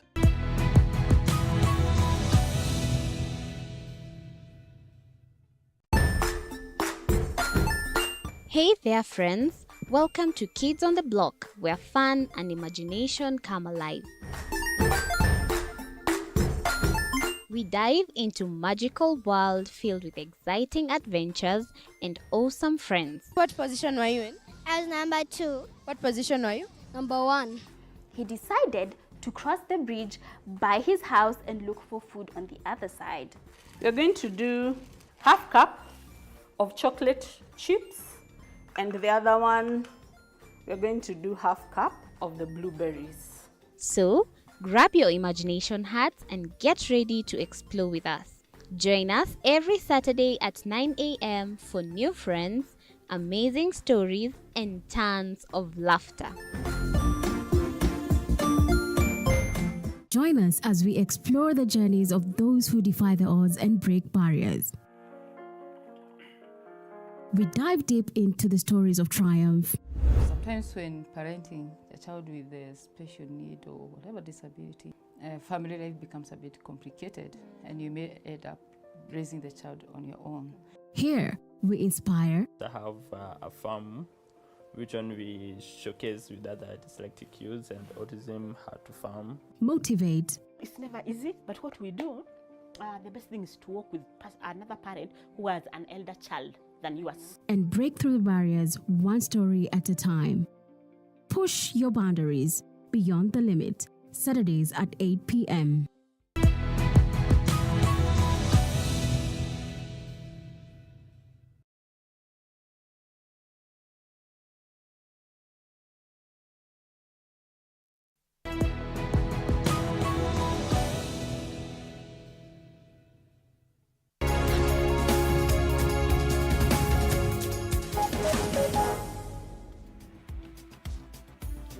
And lots of feedback from you. Will be sampling that as we continue with the broadcast. And of course, Mheshimiwa, before we come back to you, let's listen into what Governor Sakaja has to say in terms of the revenue that we managed to collect as a city, what he intends to collect, the next financial year, as well as just get to hear what he has to say about the situation himself, because he was here the other day. Yes, he was. He had a lot of... Yeah, indeed. You take it PR or what are we going to call it? No, he had a lot to say. A lot to say, not PR, a lot to say. But of course, most of the people will always want to look at that as PR. But I mean, based on facts and figures, let's listen into that. Lazima pia ujipange, uhakikishe uko na hela, uko na revenue. Ndio maana last year tuli collect the highest amount in the history of Kenya tangu devolution ianze. Okay. 12.8 billion. So systems in Nairobi County. In Nairobi County. All right. Tutafika hadi 50 lakini mwaka huu tunaenda 20.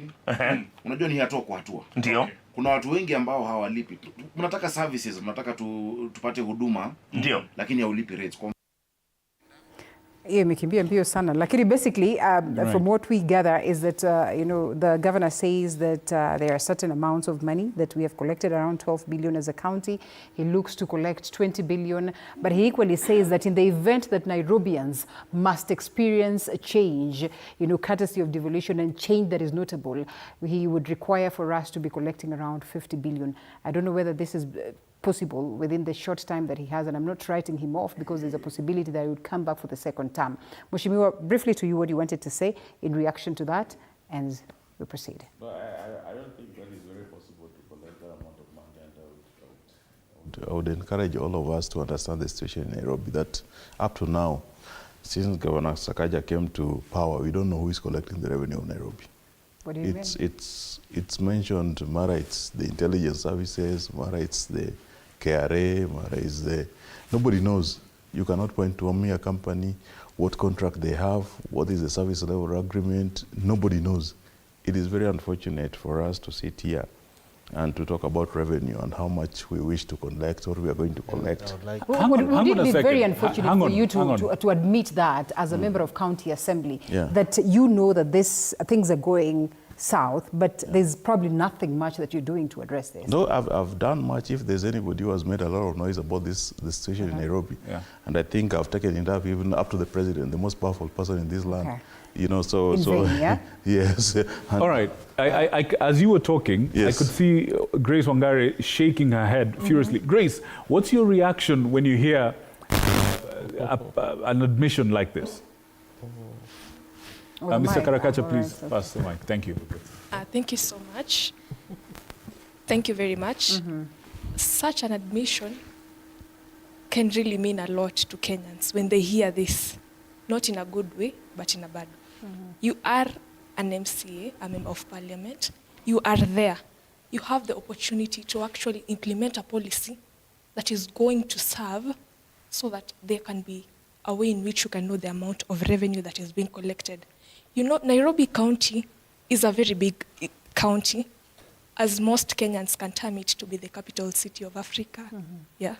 So in order to change or to correct the challenges that are being faced by this county, strategic planning and investment has to take place. You as a policy maker of this county is one of them who can actually realize these changes. So we need to strategize. And one of the way to strategize, you actually need to know the amount that is being collected. If you're saying that you don't know the institution that is collecting the revenue, we can also say that the amount that is being termed that is... Yeah. All right, that's a really good question, and I want the county secretary to respond to that. But just before that, I know Mr. Desterius has something to say. You're a businessman. Talk to us about this matter of revenue. Microphone. Hold the mic, please. Yes, thank you. Yeah, I'm Desterius Msoga. I represent as a renewal in Nairobi County. I want to say that to talk about issues we are facing among our county, Governor Sakaja inafaa at least atupe nafasi tupate mahali tunaweza kaa tufanyie biashara yetu juu ukipatana na kama tuseme kanjo mchana mnasumbana nao wanawafukuza hapa na pale mkiona mnakimbia wanasema inafaa ukiwa na biashara yako ufanye kuanzia saa 4 hapo usiku na ambapo ukitaka upate kitu kidogo inafaa biashara yako ufanye mchana ambapo watu wako wengi huwezi fanya usiku watu wanakuwa wachache sana. Okay, kuna MCA wako yuko hapo karibu atakuelezea hiyo. Thank you. Please note that you can respond to that. And na hii mambo inategemea ni biashara gani? Unajua biashara anyway. Let's hear what she has to say so that then you can respond. Please, Madam Morara, please talk to us and then we have the CS respond on the subject of revenue, please. Oh, thank you. I will start with where Nairobi is. You know toddlers, how they can be troublesome, stressful. That is the state I feel Nairobi is in. The other day it rained. In a few seconds, it's already flooding. And then the worst thing is, it's flooding and then you get to the house and there's no water. You know, it doesn't make sense. All right. I was taking a walk at John Michuki Park. The stench from the river, man, it's so bad. So. And then I'm wondering, and then I remember one of us mentioned that whose responsibility is it to keep the city safe? I snacked in town today, and then I tried to look for a dustbin. The whole of Nairobi, I've been walking with my wrapper. There's no dustbin. Now, thank God I am a responsible citizen. Not to brag. So you had to carry it home, eh? Do you still have the wrapper here? You carried it home. You found somewhere to put it? Yeah, I had to take it back home. So the city requires where we can dispose of the garbage.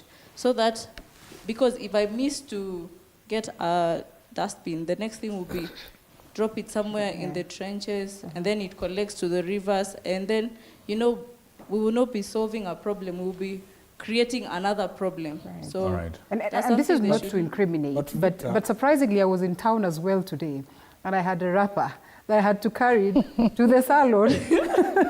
So you still have it? Before we move. Where are the dustbins? No, I want to respond on the same. Okay. Because you remember we had litter bins. Right. In Nairobi. Where did they disappear? Just before the Gen Z's demonstrations. Are you blaming these guys for the loss of dustbin? We had lots of them vandalized. Okay. Gen Z ameiba dustbin. Even the guardrails. They weren't leaving anything.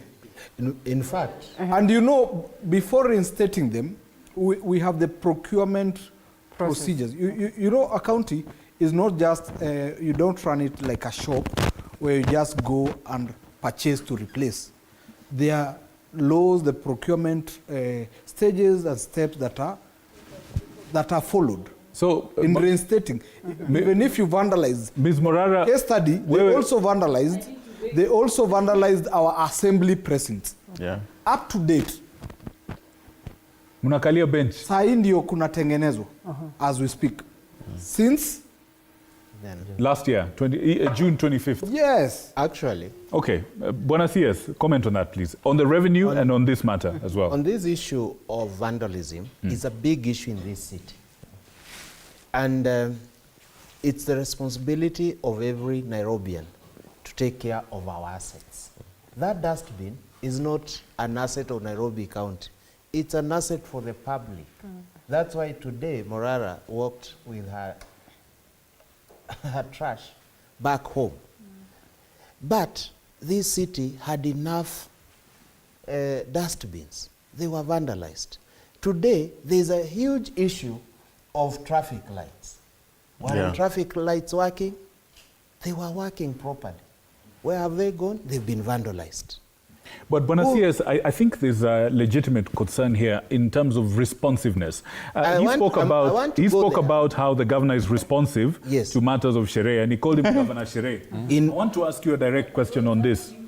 If the trash bins were vandalized during the protests last year, more than 6 months later, what procurement process? My brother is here. That's why I'm. You know, sometimes we have to also tell the public the truth of the process. And my brother Alai is here. He knows this.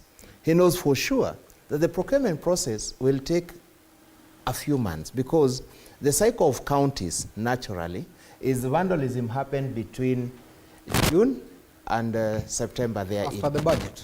Yes. One, the budget has already gone through. There are no contingency funds for such things? When the budget is a public document. It's not a document even I need to hide from you. So you're saying if something happens outside of what has been budgeted, there is a big challenge. There is a big challenge in government when things happen outside what is budgeted for. That's the reality. So you're saying the county government is not budgeting for emergencies? Emergencies are budgeted for. But even before you draw, even national government, before it draws its emergency fund, it is a process. And that process includes also the assembly. Yes. I wanted to ask the same question, but we have to do a supplementary budget. So the supplementary Ruth, you're next. The supplementary budget then we just went through in the last 2 or 3 weeks. Yeah. So it has now been uploaded. In the next 1 month, we'll start seeing new bins in town. You start seeing us replacing the traffic lights. What has been vandalized? But in the first place, as a responsive citizen, that's a promise Kenyans can expect. As a responsive month or so. As a responsive citizen also. Sorry, sir. You've just made news. Yes. We need to clarify that. Folks, in the next 1 month, you should expect new rubbish bins and functioning traffic lights. What else? And more. And a better city. Nicely tarmacked roads. Yes. Nicely. In fact, the tarmac roads you can already. It's ongoing. You can go enjoy. All right. It's ongoing. Yes. It's on record. Thank you very much. Please proceed. So, on the revenue, I want to say this. What is the stand? What is the clear stand? Mr. Lai says he doesn't know. Do you know? You know, my brother Alai is not being truthful. or rather, he's playing politics. He's being economical with the truth. You know, revenue is something, again, you know, today we live in an open governance system. Most of this information is available. You can, if you are not trusting the county government, you can look at what other government agencies have reported. So it's not like it's something we can come here and lie about. Are you saying a lie is lying? I didn't say it. I said he's economical with the truth. Right. He's my brother here and he knows it. Because all of us know Nairobi reported 12.8 billion. It's a fact. Collected by who? Who is collecting? It's money seen. It's money in CRF. It's not money in my pocket. I think the question is who collects it? The county of Nairobi. So yes. is that we have? He knows where we not collect. Honest. Even the government does not know who is collecting the revenue. Allow stop being political. Allow yourself some decency. Allow yourself some decency. Alai's concern was that there is no possibility that we're ever even going to collect 20 billion, let alone 50 billion. And someone mentioned Abuja, and it reminds me of the federal governments and how it operates in Nigeria. That at this very point, that we are longing to see a devolution that can, number one, fund itself, you know, such that we are at 1585, in that the national government funds devolution 85% and 15 is coming. So how do we Do you know in Nairobi, You are collecting he is in the process of budget making. Okay. The budget that we have just appropriated is purely a funded by 42 billion budget. Our share from the national government is 20.8 billion. So the other part, how are we funding it? We are funding it from our own source revenue. So there's a gap, there's a deficit. There's a deficit, of course, of about 4 billion that we are looking for development partners who can also help us bridge the gap. But in development partners only contribute. But in essence, Nairobi County is not funded 85%. That's the truth of the matter. Again, these are facts available. But now 85 say devolution, so we're devolution. Doing 15, that's why I'm saying. For Nairobi, you see, you have to look at each county. Because we're in Nairobi, all right. In right. Nairobi, I cannot now argue the case for Turkana. Okay. I can only argue with the case all right. Fair enough, fair enough. Now, please give Mr. Karakata the mic. Now, the transport guys are here. Even as you leave, the promise from CS is fantastic. It is indeed. That you should have your mic. Beans were collected by Gen Zs. Gen Zs. Yes. But did they also carry the huge trucks that should carry the trash? Okay. That's an engineer's perspective. Valid question. Yeah. Did the Gen Zs vandalize the trucks as well? Trucks ziko. Trucks hata zimeongezwa. But the amount of waste, the amount of waste that is generated within the city imeongezeka per day is so much. Yes. Okay, Wananchi, please send in your feedback on this. There's a lot of feedback. Let's talk about transport for a second. Mr. Mubadi and Mr. Karakacha, you deal with the two-wheelers, you deal with six-wheelers, four-wheelers and six-wheelers and so on. Talk to us about, first of all, there was the issue with the termini. Where do you stand on that thing? Were the termini that were built appropriate for use? Do you agree with the move by the county government to decongest the capital city, I mean the CBD, and push you into these designated spots? Why aren't you there? Okay, to us the terminals are not enough. And we know very well that we are businessmen, and we believe that there is no consultation. The consultation which is done is not done with the owners of the vehicles. You get that we have the cartels who are on the terminus are the ones who are consulted. And within the leadership, sometimes you will call even the county, nobody is picking the phone. So what we are saying, they build what we call a Green Park. There is no matatu which is going to Green Park because there was no consultation. When you come to town, we believe when Kidero was there one time, we believed that we could decongest the whole of Tomboya, and we did it. And even right now, we can do it. If the leadership of the county can come and we work together with them, we are ready to help and decongest Nairobi. But when they put politics, because they are playing with politics, and if you ask me, he's talking about a deficit.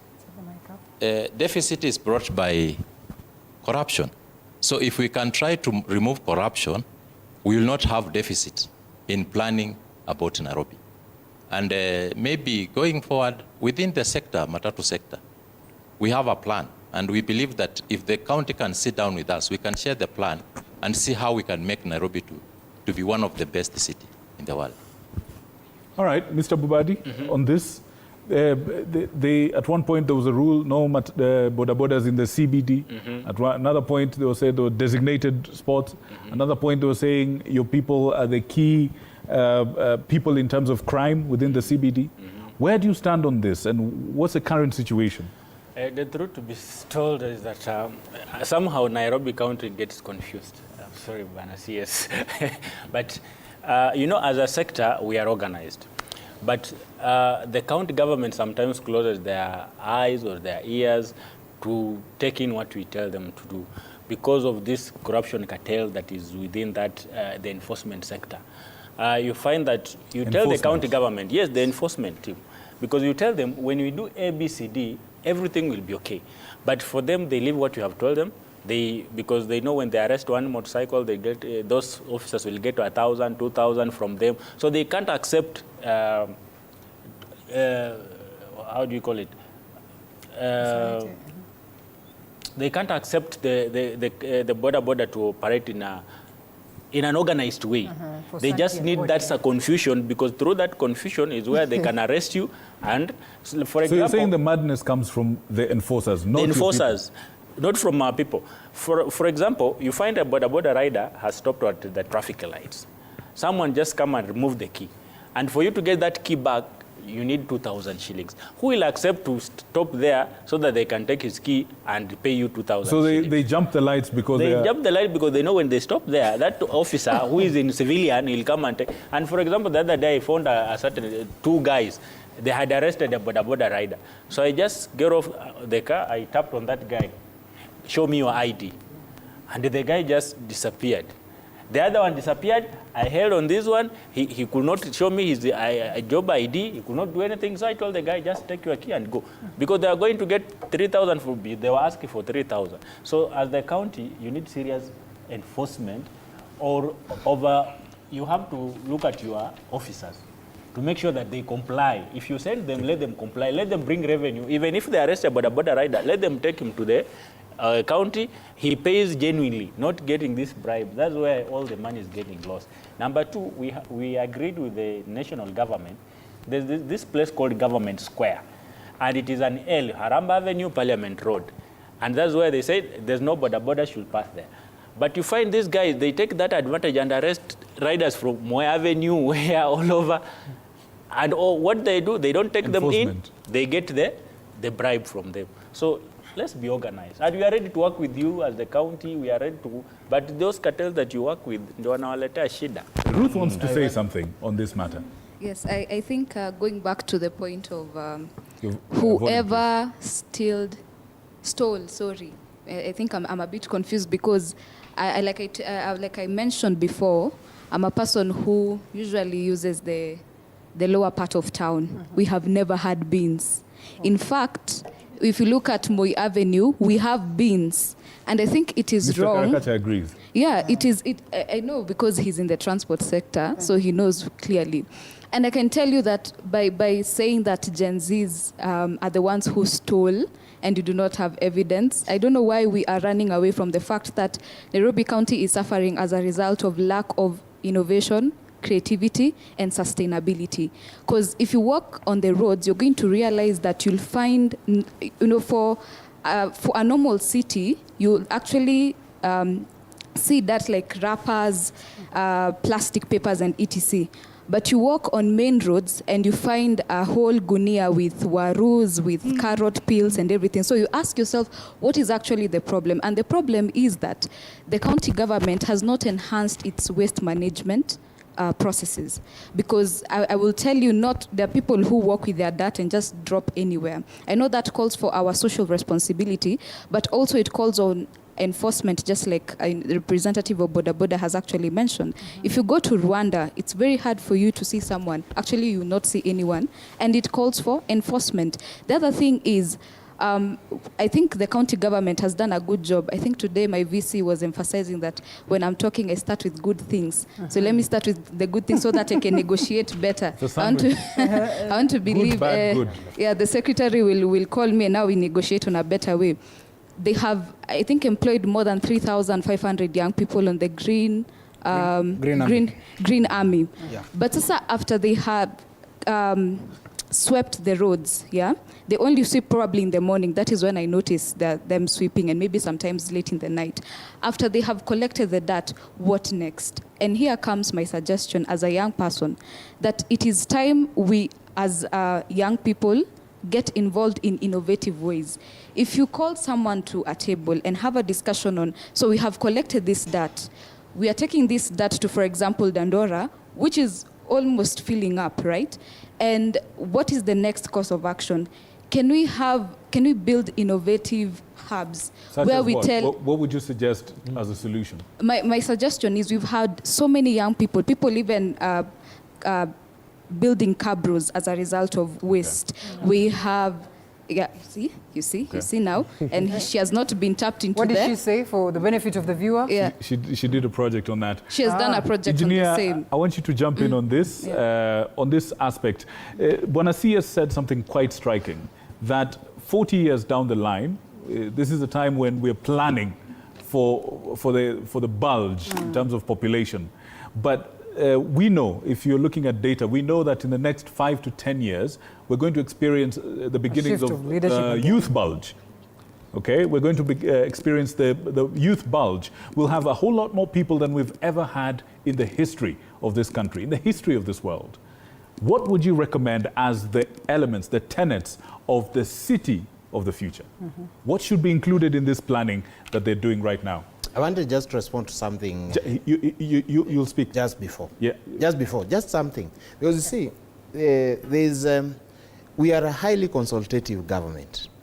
And you see, Mr. Karakacha here, every quarter I see him attending a meeting where matatus are consulted. Now he comes here, says he's not been consulted. Now I wondered, I've just been wondering, if I have wanted to reflect whether it's you or nobody. Because you cannot be someone who attends meeting to fill the seats. You are called to that meeting to consult, to be consulted, to give your feedback, to say your words, say we can do this, we can do that. Matatus themselves, have agreed with us how many number of matatus per circle should be at the stop at any given time. And they are adhering to it. So their responsiveness also, and this is why I said, governance is not a one-way traffic. We have government responsibilities of those of us in government. There's also the citizens' responsibility. When you let your responsibility go, now me as government, I have to work triple hard to make the town better for all of us. But as I do that, because I'll have to push you a bit, you now come up with a new, now they're asking me for money. Nobody's asking you for money. You're just trying to be responsive. Say that we have a vibrant element to public participation. Exactly. We are actually, the Nairobi City County is what has a sector purely dedicated to public participation. All right. And that is true, Mheshimiwa? Let's get Mr. Karakacha, one line, please, in rebuttal, and then the engineer. Maybe what I would say, since Governor Sakaja came into power, I've been to his office 2 times. And if you ask me, you see, he's a politician. To us, we don't need to do politics with the city. We need to have good planners. We need to have investors on the table, so that you can be able to sit down and plan about the city. But when you pull cartels on the table and you want to plan the city, it becomes a problem. Mr. Lai is nodding his head. We'll come back to you in a second. Let's hear from... I think let me acknowledge... In a nutshell, Bwana Engineer. Let me acknowledge the statement from the CS that at least there is something being brought into planning.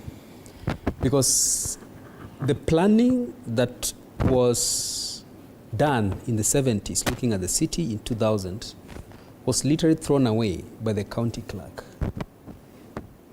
The political establishment decided it was not necessary to implement it.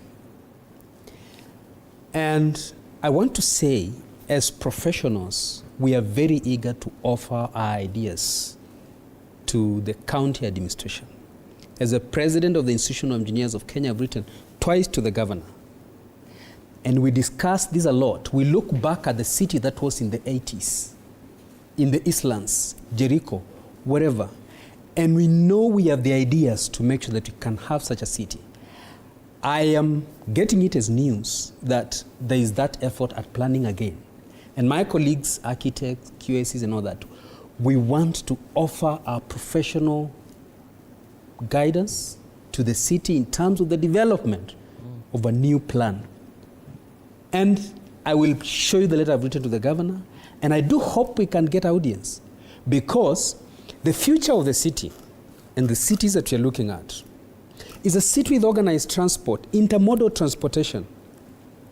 In October, I was in Frankfurt. You step in from the tram, you get into the airport, and there is a place that you can get any other kind of transport you want. You don't have to have your car because of organized transport. You see trucks that are collecting dust bins. You train the citizens on waste segregation. We need to see a sense of you are engaging the public in all the issues, because this is our city. We want it clean and all that. But when there is no leadership being provided, it becomes everything for everyone. So the future of the city is really more organized. We have a sense of public transport. I don't have to drive my car into the city. I don't get parking.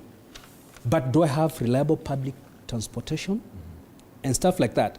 We have talked about the Kanchus harassing people in the streets and all that. I mean, I've been to Melbourne, and these people, they have a market where you go and shop. The streets are clean, they're organized. And then I know when I need to go and get where I'll get it. But basically, we just have to provide this leadership. Because what we have now, it is lacking. Let us be frank, let's be honest. And as professionals, we have offered to give our service. All right. That's Honorable Mark, point. yes, good point. And we come to get your response on that, Honorable Mark, but allow us to quickly listen to what the viewer is saying back at home or wherever they're watching from. Could we have them projected? All right, let's have them projected. There are a couple of them. I mean, lots of feedback coming from you who are watching, and we appreciate that. I'll be taking a look at some of them as we wait for them to be projected. And God above all says, at a rider to the above suggestion, the minimum vehicle, I had a rider, oh, all right, there's a suggestion that they have put up. I think we need to sample that. Yeah, they're saying... Batino is here again. The minimum vehicle capacity getting to the CBD should be 30 seaters to ensure few vehicles ferrying many people.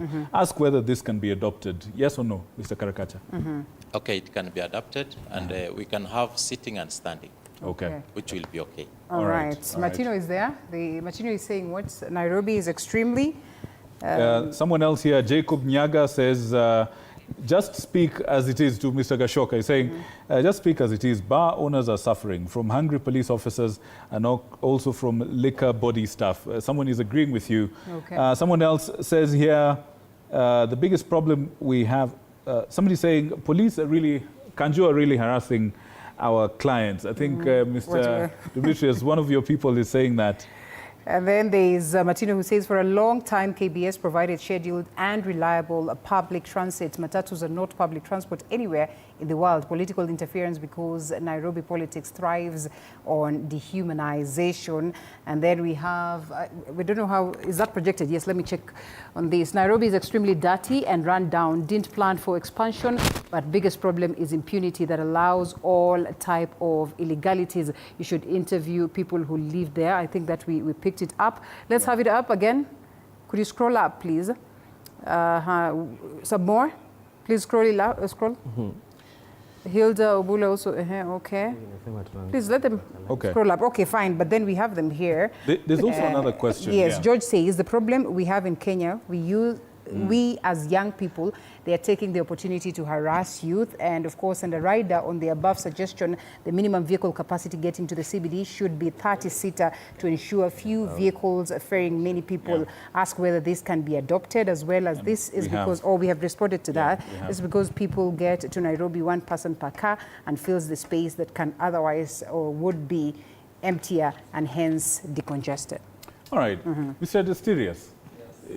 You have had the proposal that your traders should, be placed in various places, like even the engineer is saying, specific streets for specific vendors, so that we can keep the city organized. Are you willing to comply? Sasa tunaweza sema. Just a moment, as you compose your answer, Githo from Hamza is calling. Githo, good evening. Good evening too. Talk to us. Well, what is your view, please? My name is Githogoro from Mariko Hamza Ward. Yes, please. I was requesting whether we can remove saloon cars in the CBD instead of matatu to reduce congestion in CBD. All right. You've gotten the question? Thank you very much. Thank you, sir. Salimia watu wa Maringo Hamza. Thank you for watching. Mr. Desterius, you're making a point, please. Yes. Kitu naweza ambia.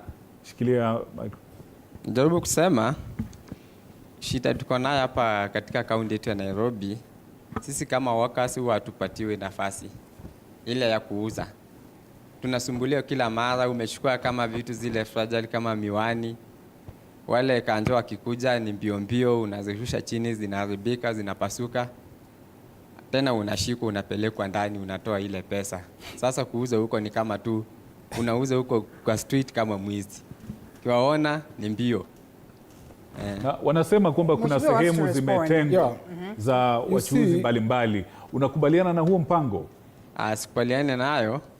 Kulingana na sheria wao wenyewe wanasema kulingana na county workers inafaa uuze usiku kuanzia saa 4. Na hiyo saa 4 ambapo huwezi ukauza.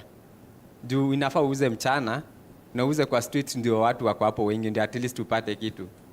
Juu sasa Bwana MCA yuko hapa, kwanza huyu ndio whip wa bunge ya county. Hii mpangilio mpya ambao tuko nayo, it's intended in helping them, because once they move to the back streets, they'll have ample time to sell their wares without any harassment. One, they wouldn't need to run from any county enforcer, because we will have allocated the back streets specifically for them to trade. You see, the problem is, and you can hear from his sentiments, he still wants to go back to the main streets. Yeah. To compete. But do you understand where he's coming from? Hapo ndio wateja wapo. You see, that's a bad mentality. Is there a rule that tells the wateja to follow them? The engineer has just mentioned to you, at least amebahatika kusafiri kwenda ng'ambo. Na pia hata bila kwenda ng'ambo, hapa kwetu tu Nairobi, in Karen, when they set up the pop-up markets, in the parking next to the Supreme Court, on weekends, when they set up the Masai market, do the traders go there? Yes. The trader, even the customers. Yeah, the customers, yeah. The customers will always follow you wherever you are, because they need whatever you're selling. So it's a false illusion that Could you get handheld microphone so we can get you well? I think as you're making your point, your mic. It's a false illusion they have that ukiwa kwa pedestrian walk ati hapo ndio utauza. Our customers wasipowapata hapo watawatafuta mahali ambapo mko. Especially for the shoe shiners. If I'm a culprit because mnaamka mimi kwenda kupanguziwa viatu town, nitaenda ile sehemu ambayo wako. Na hiyo inazuia hii yao harassment na hii kusema unashikwa ndio upeane hongo. Unanipata? Okay. So it's a good thing they ain't sing. And as I finish, allow me to respond to Karagasha. The stakeholders meetings that we hold are for the SACCO operators. Not unless he is insinuating that those SACCO operators are the cartels. Yes. Because we don't call just random. We call SACCO representatives. Because as the chair of Matatu Owners Association, all Matatus fall under specific SACCOs. Finally, as I respond to the lady here, Ruth, we have a Nairobi Waste Energy company that is currently in discussion, that is supposed to come up in the Dandora dam site that she's mentioned that is almost being filled up. The waste that will be collected throughout the Nairobi, all of it will be converted into energy, at least 45 megawatts, yes. If I'm not wrong, that's supposed to be sold to Kenya Power in return. So that shows that the governor is really trying. And also for the Green Army, because we found that the environment, or rather the cleaning of Nairobi requires immense capital or revenue. We are currently, we've just registered the Green Nairobi company that will be similar to Nairobi Water, that will solely be dealing with garbage and cleanliness of the city. we find that all these Green Army that were employed, the 3,500 of them, plus others that will be added on board, all of them will be transferred to that parastatal, the county parastatal. Okay. And this will greatly help in making Nairobi clean, and residents might end up paying for this service, because most that complain about the cleanliness within Nairobi are the culprits, as you've heard. Bwana Ronaldo, good luck with adding more taxes to the people. Please let's okay, thank you. Thank you very much. You say thank you. All right. Hapo. We have to take it round as we sum it Yes. up. Yeah. Start with Wangari, please. In my view, I really think the policies that are being implemented are really good. These ideas are very good. But the problem only comes when the government or the county government does not involve the public in a proper manner. When you come and just evacuate me from where I'm doing my job, this is where I am getting my livelihood. Yeah, the Kanjo are busy harassing or evacuating people without properly educating me as to why I should not be here. You can call a representative, but call the person who is selling. Let there be a representative from the person who is actually selling down there, so that their voice can also be heard. The ideas are really good, but with proper public participation, they can actually be implemented. This problem has also happened in the NFM. Without proper public participation, people end up going to the draw board so that they can actually properly align the ideas so that they can meet the public's demand and the levels that are actually. All right, we want to keep our parting shots tight. 30 seconds for everybody, solution-based. Yeah, we had asked the question earlier. Proceed. The Nairobi that you want. Okay. If you had one thing that could change, one thing for the Nairobi that you want to come. Let's start with you, Mr. Mubai. I think the Nairobi that I want is the one that has a sufficient infrastructure, whereby well-maintained roads. Because for us, we depend on the roads. We don't need any other thing. We need roads, reliable public transport. Hizo barabara zikuwa sawa, hata pikipiki zetu hazitaharibika. Sometimes we find kukinyesha, our motorbikes goes into a dip, and the motorbike is gone. So I think when we have proper roads, as the CS has said, that we'll be seeing more better roads. That is what you want. All right. What about you, sir? Good. Governor Sakaja, police bado wanatusumbua. Na wanaitisha pesa mingi sana. Na saa hizo mimi nimelipa license. That is one. Number two is we want a fully devolved unit. We want to keep off from the police. You have proper enforcement officers. You have a court in Nairobi. That is what we want. So lastly is the flooding in Nairobi. A research was done in Narok, and the flooding was what contributed to the flooding was disposal of plastic bags, which went and clogged the city.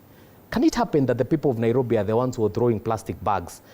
Lastly, on corruption, we want 100% digitization of licensing. All right, we'll come to you last. Mr. Lai, the politicians in the building and the county officer will come to you last.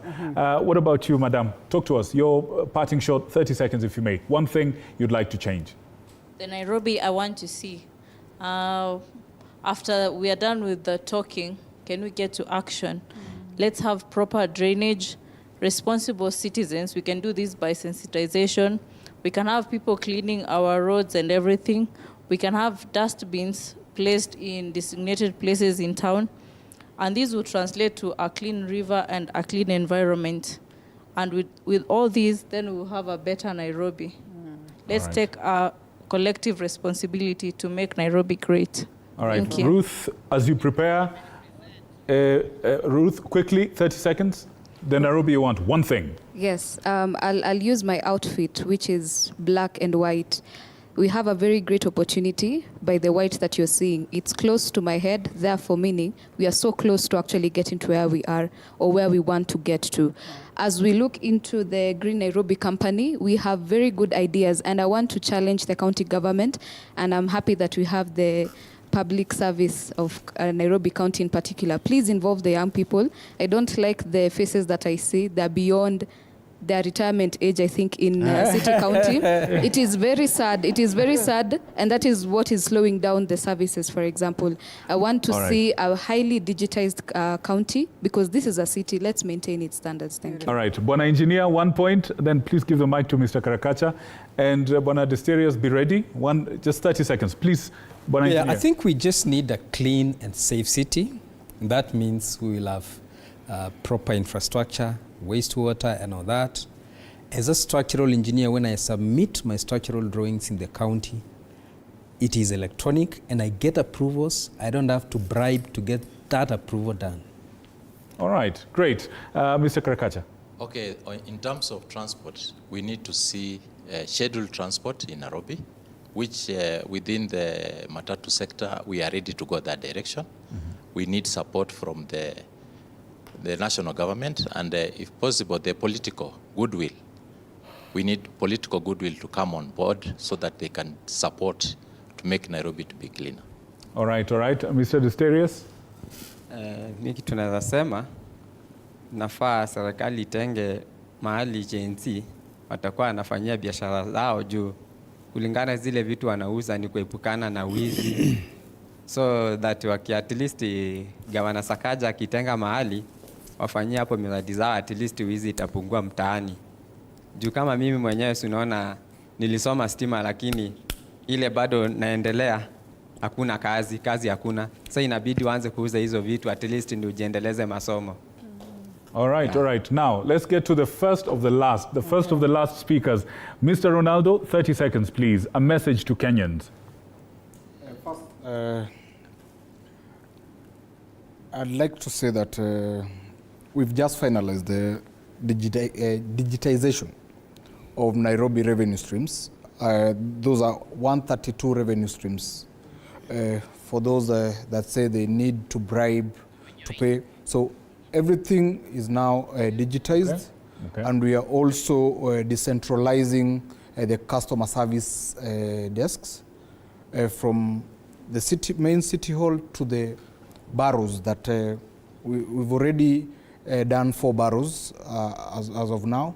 We have the new customer service desk in Dandora around there, so they don't have to come all the way to the city. Service to the people where the people are. Service to the people. Okay. Finally, let them, especially in waste management, just like the bar owners chair said, before you ask what the government has done for you, ask yourself what you can do for the county. All right. Parting shot? Yes. For elected leaders, especially for Governor Sakaja, is on a 5-year tenure. So the only marking scheme you can do is after the 5 years of his office. All right. That's when you can compare between him and the former governors. All right. Thank you. Fair enough. Thank you so much. Mr. Alai, 30 seconds. Thank you so much. I think what we need to regard is the premium space in Nairobi. Nairobi is a city. Nairobi is not a rural county. We need to understand the premium space. There's no reason why somebody should be hawking, whether the back street or the front street, between River Road and Uhuru Highway. There's absolutely no reason why people need to go to the markets. People need to operate from the markets. The matatu, which is entering the city, or the buses which are entering the city, needs to be sold slots. The borders which are entering the city needs to have a special permit, which is of premium quality, and it's sold at a higher price. That is when you will bring order to the city. But when we give out, licenses based on the political goodwill we are looking for, or the kind of what we are looking for, we are going to destroy the city. The other thing is that for the traders, the traders, and especially the hawkers, the jokali operators, the carpenters, the welders, the mechanics, and so on, they need to be all licensed. Almost 99% of them are not licensed. They're not paying any rates to the county. They are not bringing any revenue to the county. They need to count within the revenue streams of the county to give the county view. Okay. But we need to regard that Nairobi is a premium location. Premium space. It's of a premium value. Thank you very much. Bwana CS, 35 seconds, because a lot of this comes to you. If you can, quick fire. We're done. Thank you. Nairobians, each one of us has a responsibility. We will do our part. We are building 20 new markets. We are on course, 4 of them almost completion, 6 already either procured or at various stages of development. That is space for trading, because we need to increase the trading space.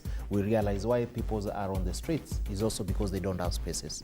We are trying to create affordable spaces for them. Hawkers, when these opportunities arise, please move there. That's where trading needs to happen.